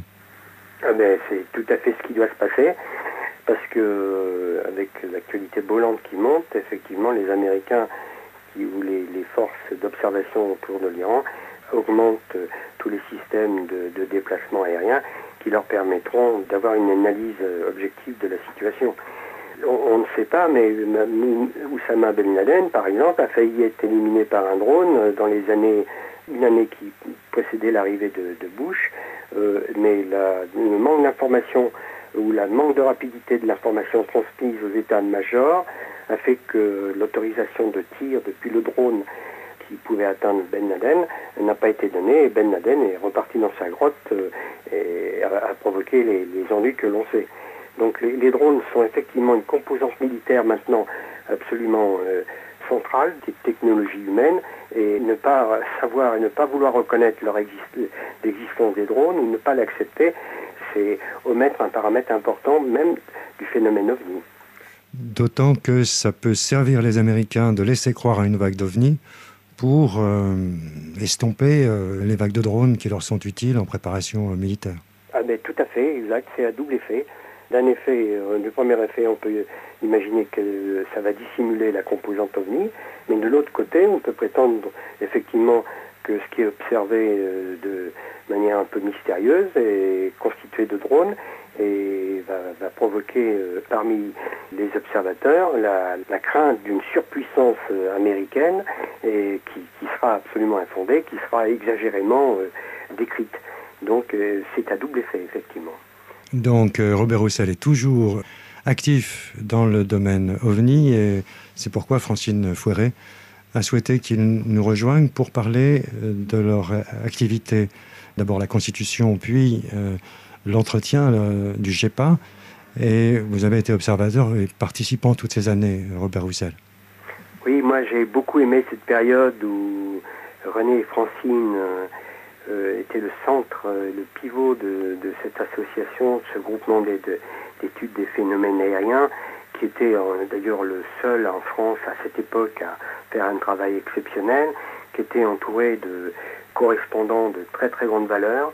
Je dis pas ça pour moi, mais je pense à Poher, je pense à des gens qui ont pris des dimensions scientifiques importantes et qui, comme Pierre Guérin, ont été à l'époque des correspondants discrets mais efficaces du GEPA.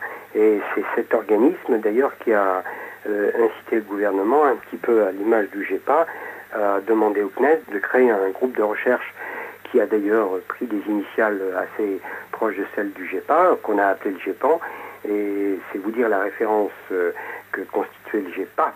Et pour ceux qui ont côtoyé, ceux qui lisaient les revues et les rapports effectués par les correspondants de Francine et de René, ils se régalaient de la qualité, de la précision des observations faites. Et on ne trouvait pas, comme on trouve maintenant dans cette littérature un peu bizarre, d'exagération, de recherche du sensationnel. On s'en tenait aux faits, aux observations, aux paramètres, et intervenaient parfois des scientifiques qui étaient sollicités par Francine et René pour faire des compléments d'analyse sur le terrain ou des compléments d'analyse sur les photographies qui étaient prises par les témoins. C'était vraiment à cette époque, moi j'en garde un souvenir extraordinaire, surtout ces séances publiques que tenaient René et Francine, qui attiraient un très grand public et qui attiraient parfois des journalistes eux-mêmes témoins et eux-mêmes rapporteurs de phénomènes étranges, qui venaient avec leur petite bobine sous le bras, projeter devant le public leur reportage, et ce qui amenait un complément d'information et une richesse à la soirée. Alors, vous dites cette époque, mais on se situe précisément en quelle année ? Ça se situe dans les années 60 à disons, fin 80. C'est Francine qui pourrait répondre plus précisément à cette question. C'était de la période qui correspondait aussi à une certaine somme d'observations qui était très intéressante. Il a été présenté au cours de ces soirées les recherches sur Balançol, où Roger Masse avait aperçu dans un champ de lavande une sorte d'engin qu'il qualifiait de soucoupe avec deux êtres qui l'ont paralysé. C'était des moments d'analyse très très intéressants, très riches, et qu'on ne retrouve pas actuellement. Alors est-ce dû au fait qu'on observe moins de cas et qu'ils sont moins transmis donc, ou est-ce dû au fait que l'actualité et la somme d'informations étant tellement importante dans tous les domaines que également là, un peu comme les drones, on n'arrive plus à retirer les observations de l'actualité trop forte qui envahit pratiquement tous les médias. Francine Fouéré. Je suis très touchée de ce que dit Robert Roussel sur ce passé qui a été extraordinaire. Ça a été peut-être un travail fantastique, mais c'était aussi une joie de te rencontrer ces gens qui apportaient bénévolement leur aide, leur soutien pour cette revue Phénomènes spatiaux, qui n'a eu aucun support publicitaire, et nous n'avions au fond que les cotisations de membres et leur aide.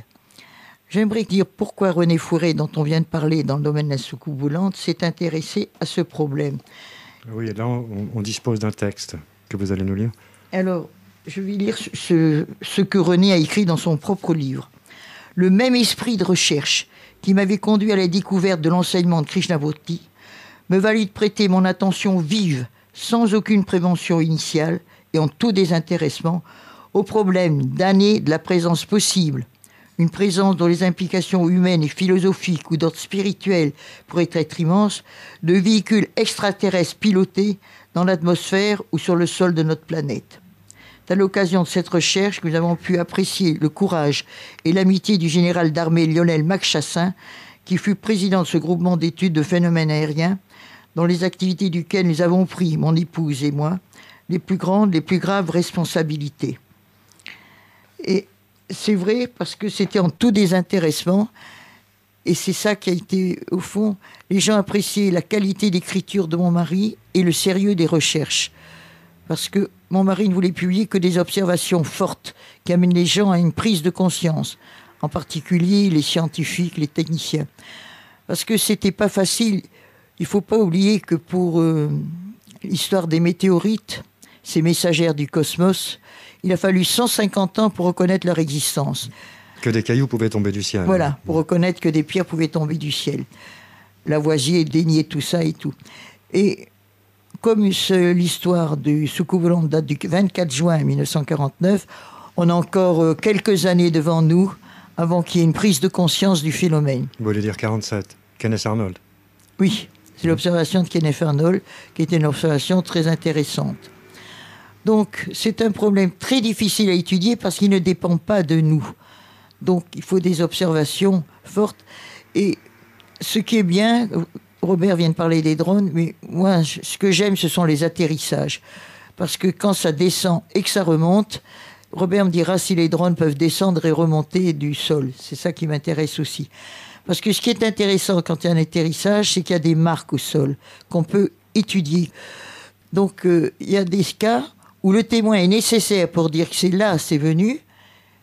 On a besoin du témoin, mais après on ne s'occupe plus du témoin. Parce qu'à une époque, on disait, le témoin, des crises, n'importe quoi. Non, la grand-mère est morte, tout ce qu'on voulait. Le pauvre témoin était ridiculisé.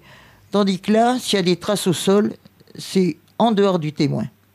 Oui, alors la question a été posée à Robert Roussel. Des drones peuvent-ils monter, descendre, se poser et redécoller? Oui, j'ai bien entendu la question de Francine. Et effectivement, les drones sont capables maintenant de faire tous ces mouvements stationnaires, d'atterrissage, de redécollage et de positionnement bizarre. Sauf que les observations qui sont faites depuis 30-40 ans par les gens, même plus depuis 50 ans, eh bien, bizarrement, ressemblent à ce que font maintenant les drones. Donc, et même de manière encore plus technologiquement intrigante. Par exemple, les ovnis peuvent faire des démarrages à une vitesse folle, effectuer des virages qui n'en sont pas à 90 degrés, posséder des lumières et des éclairages qui sont tronqués, comme on le voit dans certains cas. Ils possèdent une technologie qui visiblement ne correspond pas à l'époque aux capacités technologiques de la planète. Les drones, ce que font les drones, c'est ce que font les appareils conventionnels de l'homme, de l'avion, de l'hélicoptère, mais sur un modèle réduit et avec des figurations spectaculaires pour celui qui ignore complètement qu'il a affaire à une technologie humaine et qui ne connaît pas la forme des drones. Les drones sont capables de représenter des formes les plus bizarres.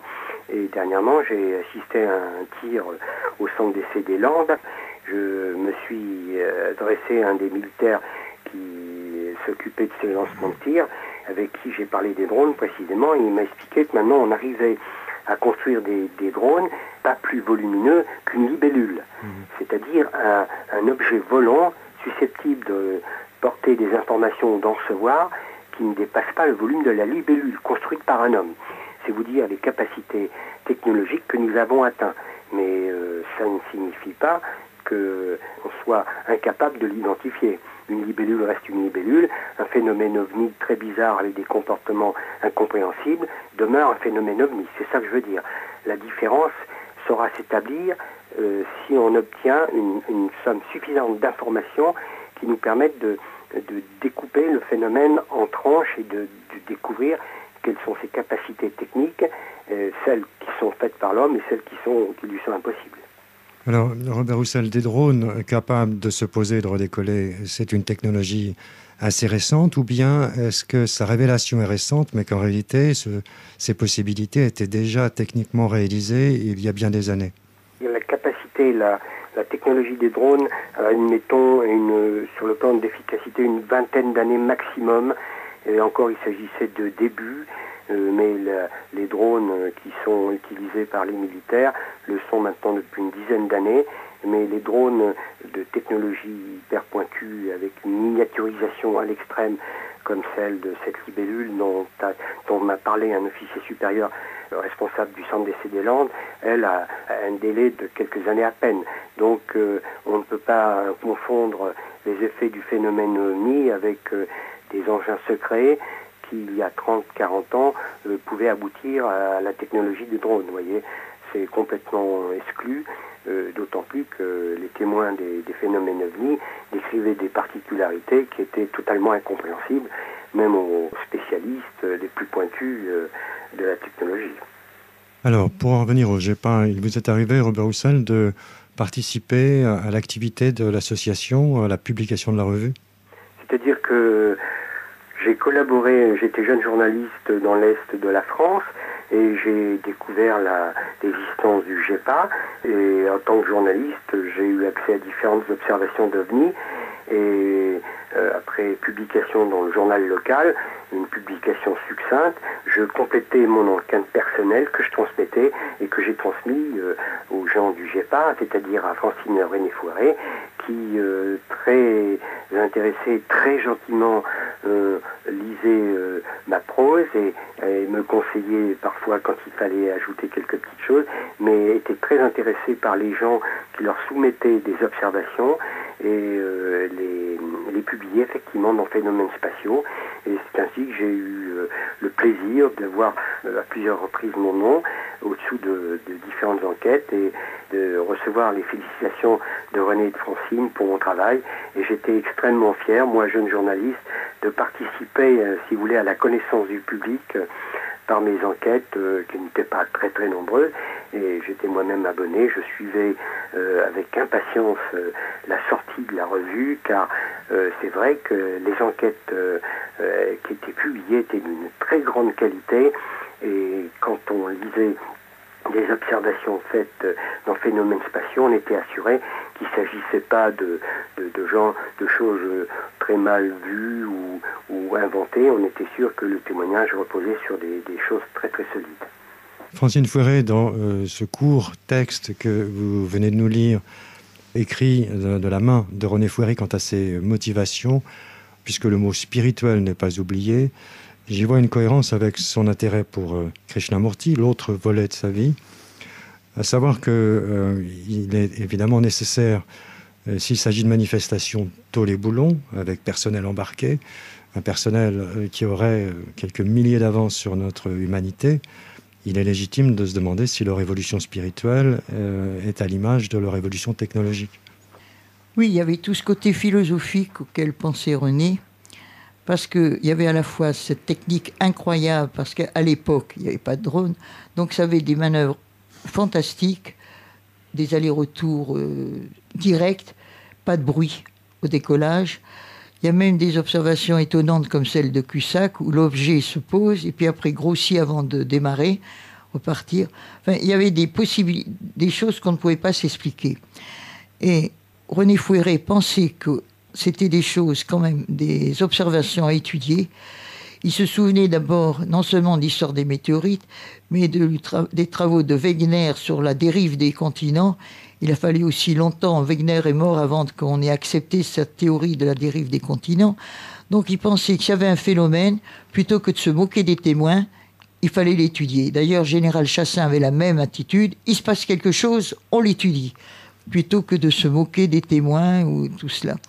Donc on a eu quand même beaucoup de chance, parce qu'on a, grâce à nos membres, on avait connaissance d'observations qui étaient vraiment très étonnantes et qu'on ne pouvait pas expliquer d'une façon normale. Et je remercie encore Robert Russell qui assistait à nos réunions publiques, qui apportait des documents, et c'était vraiment des échanges très fructueux. Oui, mais alors, au nombre des motivations, chez René Fouéré, il y avait aussi l'aspect spirituel des occupants. Bien sûr. Qu'est-ce qu'ils venaient faire sur Terre ? On pouvait se poser ces questions-là. Quelle était leur façon de penser et de vivre ? Ça posait beaucoup de questions. Puis quand même, savoir qu'on n'était pas le seul globe habité, ça pose aussi des questions, parce que jusqu'à présent, on pensait que la Terre était le seul globe. Et puis, d'où ils venaient et comment ils pouvaient venir. Je me souviens qu'il y avait un astrophysicien qui disait « Mais nous, on mettrait un tel temps pour voyager, comment est-ce qu'ils peuvent venir chez nous ?» Et c'est pour ça qu'il ne voulait pas croire au phénomène, parce que nous, on ne pouvait pas aller chez eux.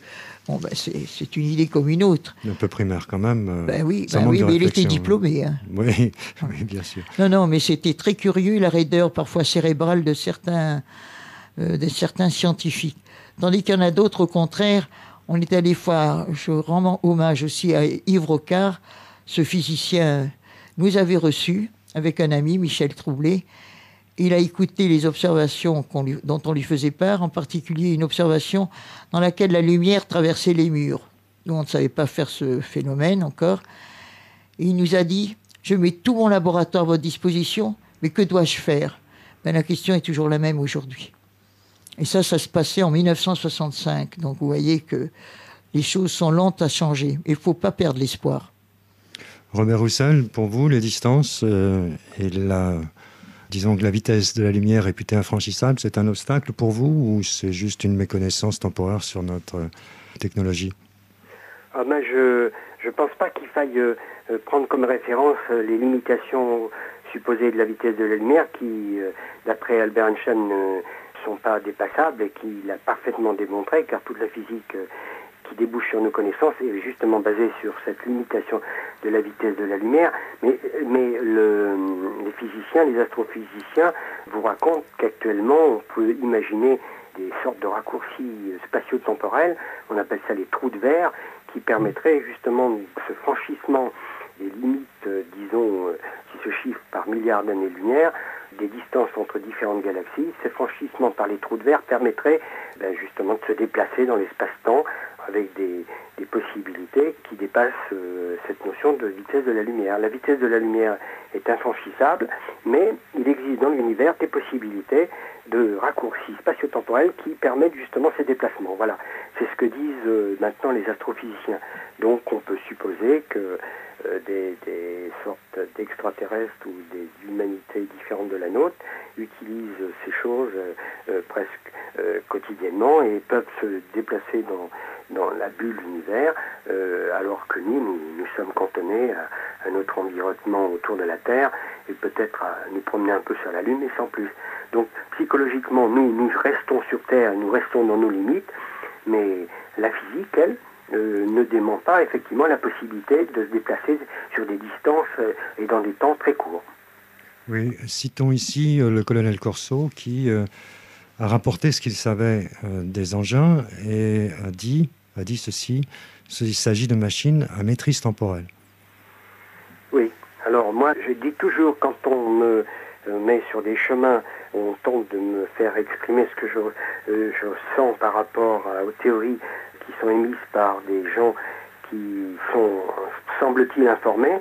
Je ne vais pas plus loin que ce que je peux apprendre moi-même, à la fois du témoignage ou en essayant de m'informer auprès d'astrophysiciens, sur la possibilité que certains informateurs détiennent des informations sur des ovnis capturés ou des ovnis qui auraient permis de révéler la technologie extraterrestre. Je suis incapable de pouvoir répondre et de vraiment conforter un avis, car selon moi, les théories qui alimentent tous les mystères sur une possible entente des USA avec des extraterrestres qui leur permettent d'évoluer dans leur façon d'être sur le plan technologique, moi personnellement je suis assez sceptique, car je ne vois pas de différence fondamentale entre ce que savent faire les Américains qui se montrent à la tête finalement de la recherche spatiale et des autres humains. La différence n'est pas tellement forte pour dire qu'il s'agit là effectivement d'un apport d'une technologie extraterrestre. C'est ce que moi je sens. Alors les théories autour de l'information recueillie autour de vaisseaux spatiaux dont font référence certains, moi me paraît disons sujette à caution et reste à démontrer. Bien sûr, on le met dans un coin et puis on attend le recoupement. On n'est pas obligé de le prendre pour argent comptant, mais simplement il pointe du doigt une possibilité. Et des années peuvent passer avant qu'un deuxième élément venant s'ajouter, lorsque on connaîtra mieux la dimension temporelle, pourra à ce moment-là sembler évidente. Il est prudent de ne pas conclure, bien sûr. Francine Fouéré. Moi, je partage tout à fait l'avis de Robert Roussel. On aime, si je peux dire, on aime la soucoupe tangible. Parce que toutes ces théories, il y a des gens qui vous disent « j'ai piloté une soucoupe volante », des tas de gens qui vous racontent des trucs effarants, parce qu'au fond, il n'y a pas de contrepoids à ces gens qui, c'est un peu comme dans le domaine de la parapsychologie, ceux qui vous racontent des tas de trucs parfois. Et alors, ça fait des barrages pour les gens qui veulent étudier la question. Je trouve que l'attitude de Robert est vraiment très sage. On note ce qui se passe et puis on verra bien. Récemment, j'ai vu tout à fait par hasard une partie d'un documentaire sur la CIA et j'ai souffert. J'ai trouvé atroce parce qu'à l'époque, quand il y avait un témoin aux États-Unis, on venait lui dire qu'il n'avait rien vu, que c'était faux, tout ça et tout. Et je trouve ça destructeur parce que on aurait pu recueillir à ce moment-là des renseignements intéressants, tandis que là, le témoin était contraint au silence et tout. C'est une chose atroce, la CIA. J'ai vu ça récemment, je ne savais pas quel rôle diabolique elle avait joué. D'ailleurs, il faudrait citer, je crois que vous en serez d'accord, Robert Roussel, le travail de François Parmentier sur la désinformation. Alors j'avoue humblement ignorer complètement le travail de François Parmentier que vous venez de citer. OVNI, 60 ans de désinformation. Ah d'accord, ok. Donc c'est un livre que je vais acheter de ce pas pour m'informer également. Mais la désinformation, si vous voulez aller dans tous les domaines, elle fait partie de la vie de chacun. Si vous voulez, une usine qui fabrique quelque chose et qui ne veut pas le faire connaître à son concurrent utilisera la désinformation pour l'induire en erreur. Dans notre métier, on la pratique un petit peu, les journalistes, sans le vouloir, des fois la pratiquent. Moi, je trouve que la désinformation fait partie des défauts et des qualités humaines. C'est une façon de s'enthousiasmer ou de refuser une évidence. C'est ça la désinformation pour moi. Vous avez le souvenir d'avoir été sujet à des tentatives d'intoxication au GEPA ? Absolument pas. On a eu toute liberté d'expression. Mon mari était ingénieur, il n'a eu aucune pression sur lui. Moi, j'étais dans l'enseignement. On m'a laissé vraiment tranquille. Et même notre revue, avec l'accord du proviseur, était déposée dans la bibliothèque des élèves. Voilà. Donc, on a eu toute liberté, ça, je tiens à le dire. Pourquoi la publication a-t-elle cessé en 1977 ? Oh, c'est très simple. Parce que, d'abord, c'était un travail énorme.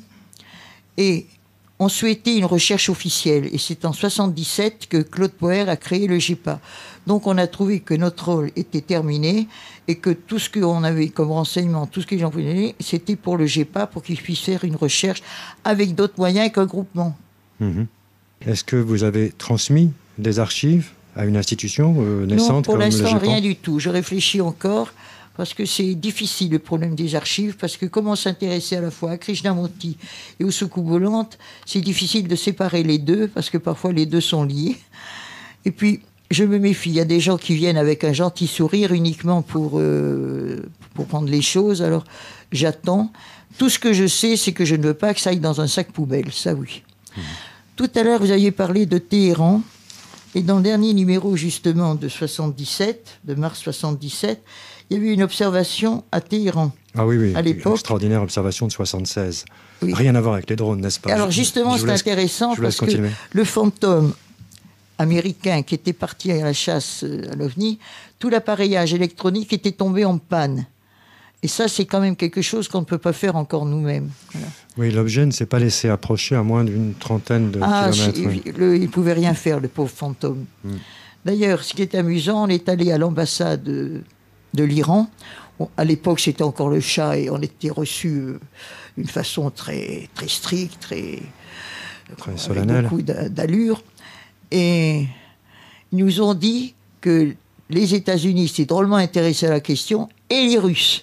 D'ailleurs, notre revue était envoyée en Russie, dans un centre, le centre scientifique de Moscou, et elle était traduite en russe, voyez.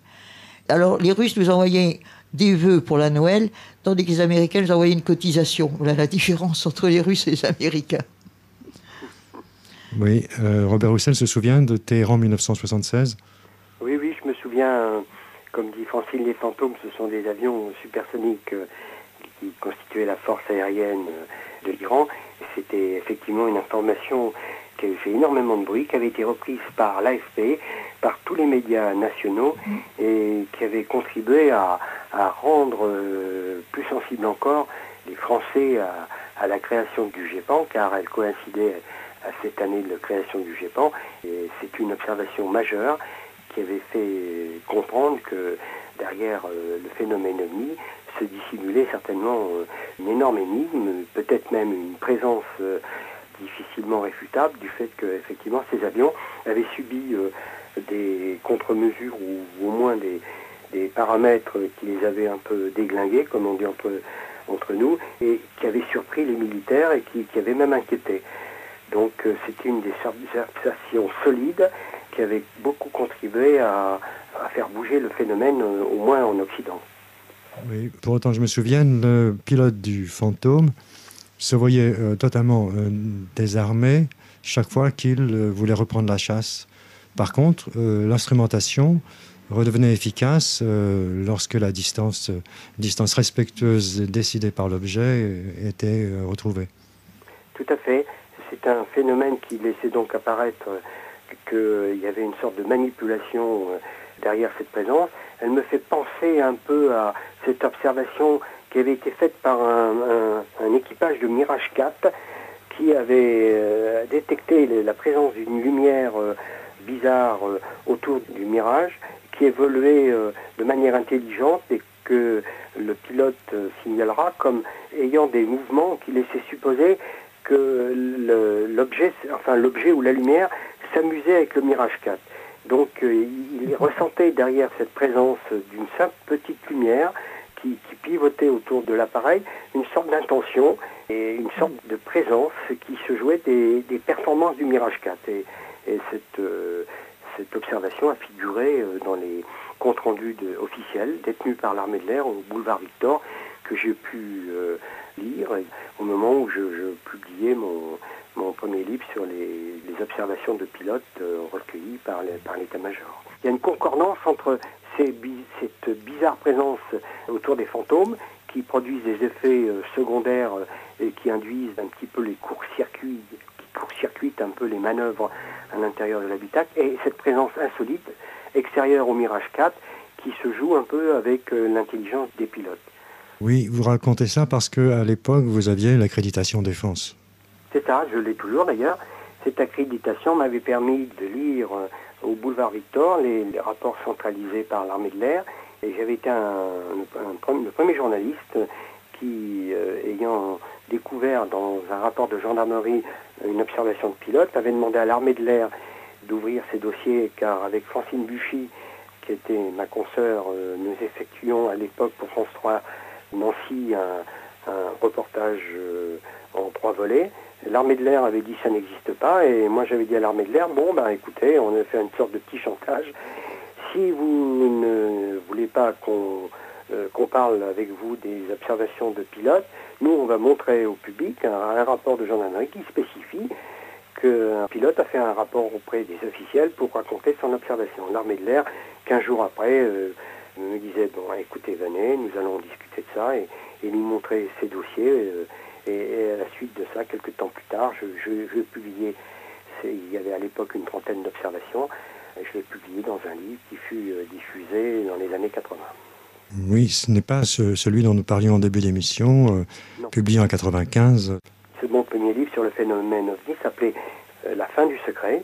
Ça voulait signifier la fin du secret militaire qui entourait autrefois ces observations et qui était sous-titré Les dossiers confidentiels de l'armée de l'air. C'était pour la première fois un journaliste, effectivement, racontait comment les faisceaux radars pouvaient ne pas prendre en compte les observations d'OVNI. C'était des spécialistes radars que j'avais interviewés qui m'expliquaient comment la couverture radar pouvait éliminer, parce que trop aberrant, certains passages d'objets, parce que volant trop bas ou volant à trop grande vitesse, ces objets n'entrant dans aucune classification technologique, ils étaient éliminés par le radar primaire. Donc, pouvaient ne pas apparaître des objets faisant du surplace, volant à 20 à l'heure et démarrant à une vitesse fulgurante de 2 à 3000 km à l'heure. Donc, les radars les éliminaient parce que ça ne correspondait pas à la technologie de l'époque. Alors, combien d'observations perdues à cause de cette programmation ? Tout à fait, mais c'est une programmation, si vous voulez, tout à fait nécessaire et utile, car en fait, il n'y a pas que les ovnis qui font ces mouvements bizarres et étranges, il y a aussi les météorites, il y a aussi les oiseaux qui volent en dessous de 20 à l'heure, et il y a les météorites qui volent à plus de 3000 à l'heure, qui fait que si nous prenions en compte toutes les observations de mouvements aériens qui vont de très basse vitesse à très haute vitesse, on saturerait le système radar, vous voyez. C'est ce qui explique qu'un objet donc, de très basse vitesse ou à très grande vitesse puisse être éliminé, confondu comme ou une météorite ou comme un oiseau. Francine Fouéré, on parle assez souvent sur cette antenne des lettres humides, et il semble que le GEPA ait, par ses activités, attiré l'attention du ou des auteurs de lettres, et vous avez été destinataire de lettres. C'est juste. Je me souviens quand j'ai décacheté cette lettre, il n'y avait pas d'adresse, il me dit chouette, je n'aurais pas besoin de répondre, parce qu'on recevait à l'époque une vingtaine de lettres par jour, et c'était un véritable travail, parce que assumer à la fois une maison, Krishnamurti, le lycée et tout le reste, plus ce courrier. Donc, je décachette cette lettre. Je dis, encore des gens un peu tordus, ça ne nous donnera pas beaucoup de travail. Mais vous voyez, c'était une erreur. Parce qu'on est allé 2 fois à Barcelone voir les gens, les Espagnols qui s'occupaient de la question. Fariols et d'autres gens ont marqué comme ça. J'ai pu voir les Pyrénées de haut, donc il y a toujours quelque chose de positif. Et puis, mon mari a pensé que dans cette histoire-là, c'était plutôt comme une enquête policière et qu'il valait mieux ne pas en parler sur les toits. On est même allé à la Javie, parce que le coin était très bien. Je trouve que les extraterrestres ou les humites, ce que vous voulez, ont aussi un sens touristique très accentué, très bien. Bon. On a donc regardé ça. On a reçu plein de documents. On en a des caisses entières. Et un ami qui était un technicien a dit que c'était curieux parce qu'il y avait des éléments justes, mais en même temps avec des faux bruits, comme pour brouiller les pistes. Bon, alors donc ça a été traduit, ça a été discuté et tout. Mais en définitive, je pense une chose. Si c'était une personne seule qui fasse ce travail, il fallait qu'elle ait un temps énorme et beaucoup d'argent. C'est une équation parfois difficile à résoudre. Si c'est un groupe, quand c'est un groupe, il y a toujours un jour ou l'autre des fuites. Il n'y a pas eu de fuite. Donc ça nous a laissé perplexes, parce que depuis l'histoire, ils sont venus à la Javie en 1951, nous on a reçu cette lettre vers 68. Donc si c'était vraiment un groupe, on ne donne pas de réponse au fond là-dessus. Peut-être qu'avec le temps on aura des réponses. Il y a des gens qui ont dit une fois, c'est moi qui ai fait tout ça. Ça c'est Jordan Pena. Oui. Je sais, mais est-ce que c'est pas aussi se vanter, se dire voilà, je vous ai fait une bonne blague et tout, c'est moi et tout. Moi je reste très réservé. J'attends parce que vraiment, c'est très délicat cette question. Ce que j'ai mis sur cette histoire, c'est le livre de Sesma, qui dit que les humides sont très étonnés parce qu'ils voient des gens avec un ballon sur un terrain, puis il y a un coup de sifflet et tout le monde s'arrête. Je trouvais que la description était marrante. Il disait qu'ils voyaient des gens qui tenaient quelque chose à la bouche et ça faisait de la fumée. Ah oui. Et ça les dérangeait beaucoup. En survol de la ville de Montreux, oui. Ils faisaient allusion à la cigarette, bien entendu. Ça les a étonnés. Parmi les premières images qu'ils ont eues de terriens. Donc, sur cette question-là, il y a eu des livres. Il y a le livre de Jean Champollion. Il y a mardi dernier, à la réunion des dîners ufologiques, il y avait quelqu'un qui parlait, son nom Michel. Christelle Seval. Merci. Qui parlait donc des humides. Je n'y suis pas allé pour différentes raisons. Mais ça fait beaucoup de bruit. Il y a Martine Castello, que j'aime beaucoup, qui était venue nous voir pour écrire son livre aussi. Elle était allée d'abord en Espagne, et les Espagnols ont dit, mais il y a quelqu'un qui connaît mieux la question que nous, allez voir René Fouéré à Paris. Donc elle est revenue à Paris. Mais je ne peux porter aucun jugement sur cette histoire-là. Robert Roussel. Moi, je viens d'écouter avec beaucoup d'intérêt ce qu'a dit Francine. Francine a tout dit. Je suis incapable d'avoir un jugement sur ce sujet. J'ai lu les livres de Jean-Pierre Petit faire mention à cette étrange histoire. Mais de manière personnelle, je suis incapable de donner un avis. J'avoue que c'est pour moi le plus total mystère. J'aurais tendance à toujours privilégier le doute, car je ne vois pas l'aboutissement de cette chose de manière pratique pour les humains. Donc je ne comprends pas pourquoi ou comment une planète qui est censée posséder une telle connaissance la dissémine sur certaines personnes et pas d'autres, qu'elle choisit justement des gens qui sont peut-être pas forcément même très crédibles, ce qui fait que, vous voyez, il y a tellement d'inconnus, mais en même temps, on a aussi à l'intérieur de ces informations des choses tellement importantes et fondamentales que comment un humain, effectivement, pourrait écrire des choses pareilles sans des connaissances extraordinaires. Ça, voilà, c'est l'énigme totale, c'est tout à fait vrai. Oui, 30 ans d'application pour destiner cela à une trentaine de personnes. Effectivement, ça pose une grande question quant à la motivation du ou des auteurs de lettres. Ça paraît assez spectaculaire d'entretenir une histoire pendant autant d'années sans aucune fuite quant à la source. Ce qui est le plus étonnant, oui, Francine Fouet, c'est que quand quelqu'un fait une blague, son plaisir n'est complet que quand il s'en vante après. Il y a quelqu'un qui avait pris une photo de soucoupe volante, c'est-à-dire une maquette qu'il avait jetée du haut d'un bateau. Il était officier de marine. Il a photographié.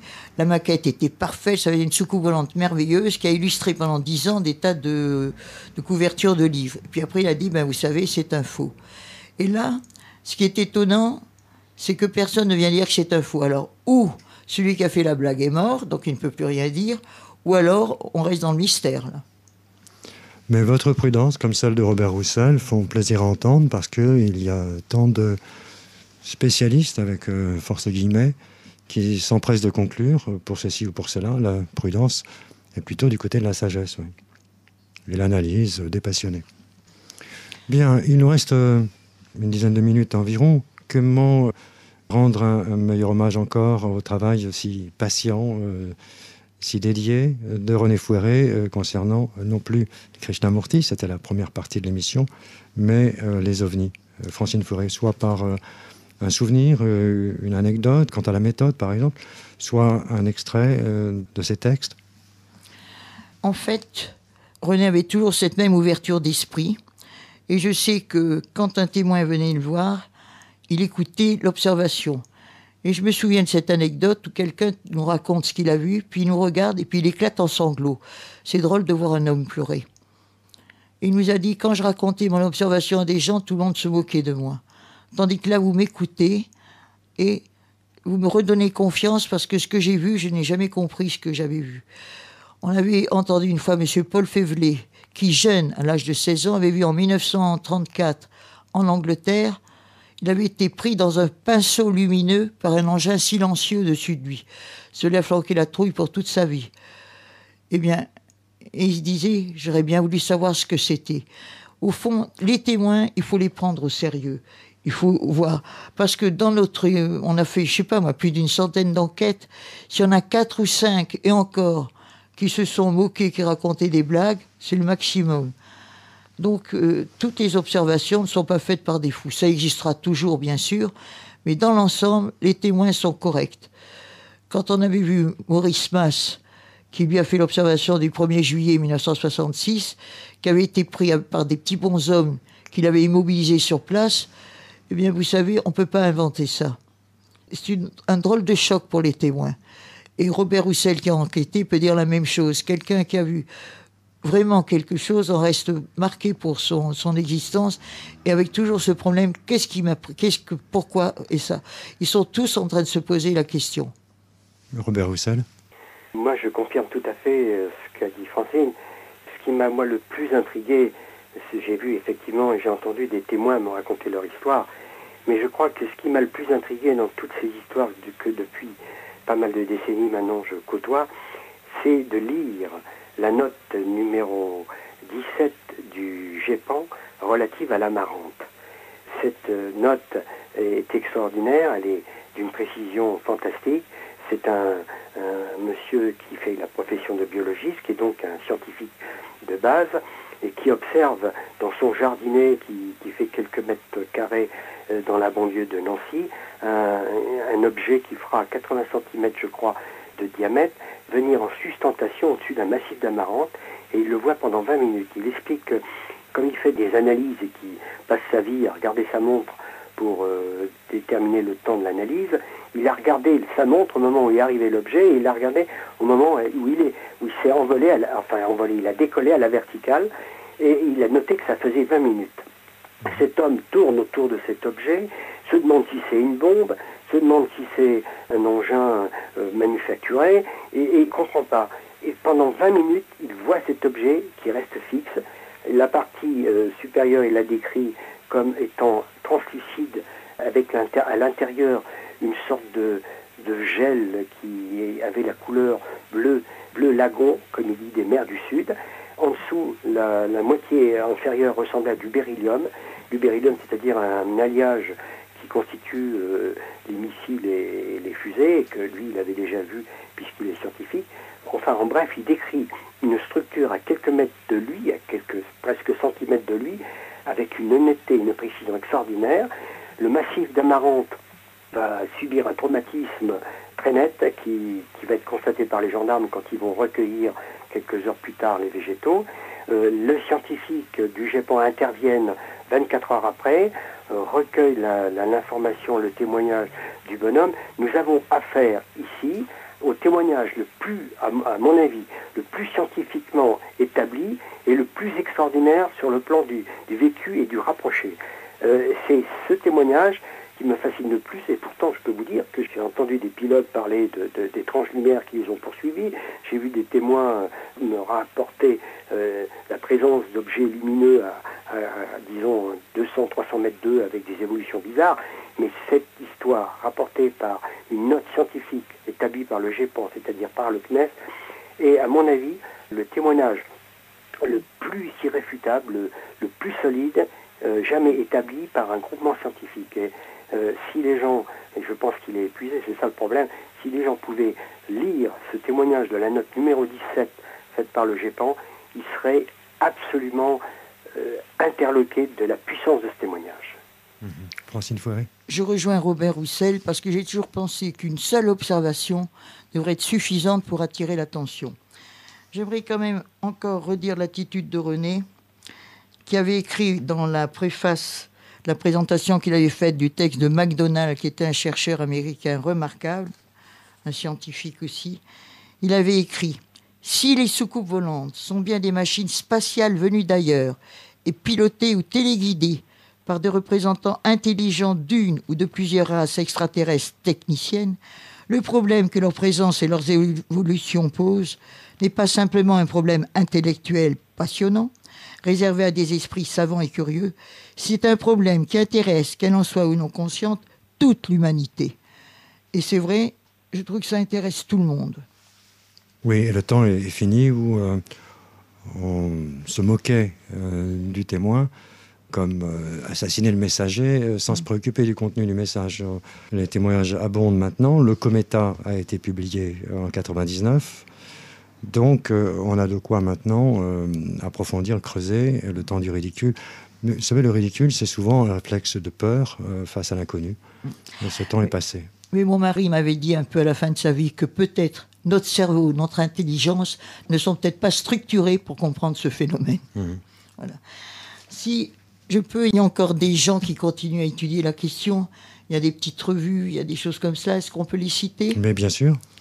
Alors, j'aimerais citer quand même si on n'est pas d'accord avec tout le contenu, loin de là, Lumière dans la nuit. C'est une revue d'ufologie faite par Joël Ménard, boîte postale 3, 86 800 Saint-Julien-Lars.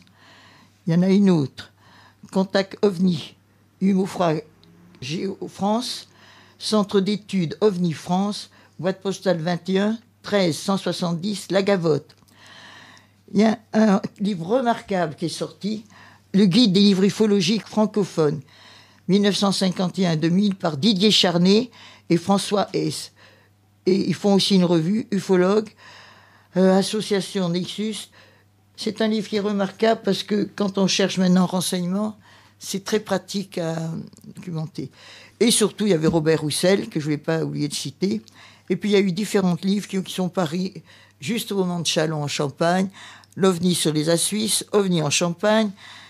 Chacun étudie les ovnis dans son coin. Il y avait OVNI en Bretagne avant, de Jean-François Boédec. Il y a un dossier Alsace. Enfin, chacun étudie la soucoupe dans son petit coin. Et il y a aussi des repas ufologiques un peu partout en France maintenant. Ça se multiplie à l'image des repas ufologiques parisiens. Et c'est intéressant qu'il reste des contacts. Voilà. Alors, Robert Roussel, est-ce que cet ouvrage publié en 1995 chez Albin Michel est toujours disponible ? Oui, je pense qu'il est toujours disponible. J'ai reçu récemment une lettre d'un lecteur qui m'a dit s'il est disponible, il est aussi accessible chez les bouquinistes et chez les gens qui font le travail de centraliser ces ouvrages. Mais je crois qu'il est encore disponible chez Albin Michel. Voilà. Alors, il faut demander les dossiers cachés de l'enquête officielle. Voilà, les vérités cachées, de l'enquête officielle. Robert, j'en ai encore à la maison. Quand tu viendras. Ok. Bien, on va vous remercier tous les deux. On a donné de notre mieux toutes les références nécessaires à la fin. Il y a aussi maintenant, depuis quelques années, l'Internet comme moyen de recherche et d'archivage. Et les sites ne manquent pas non plus.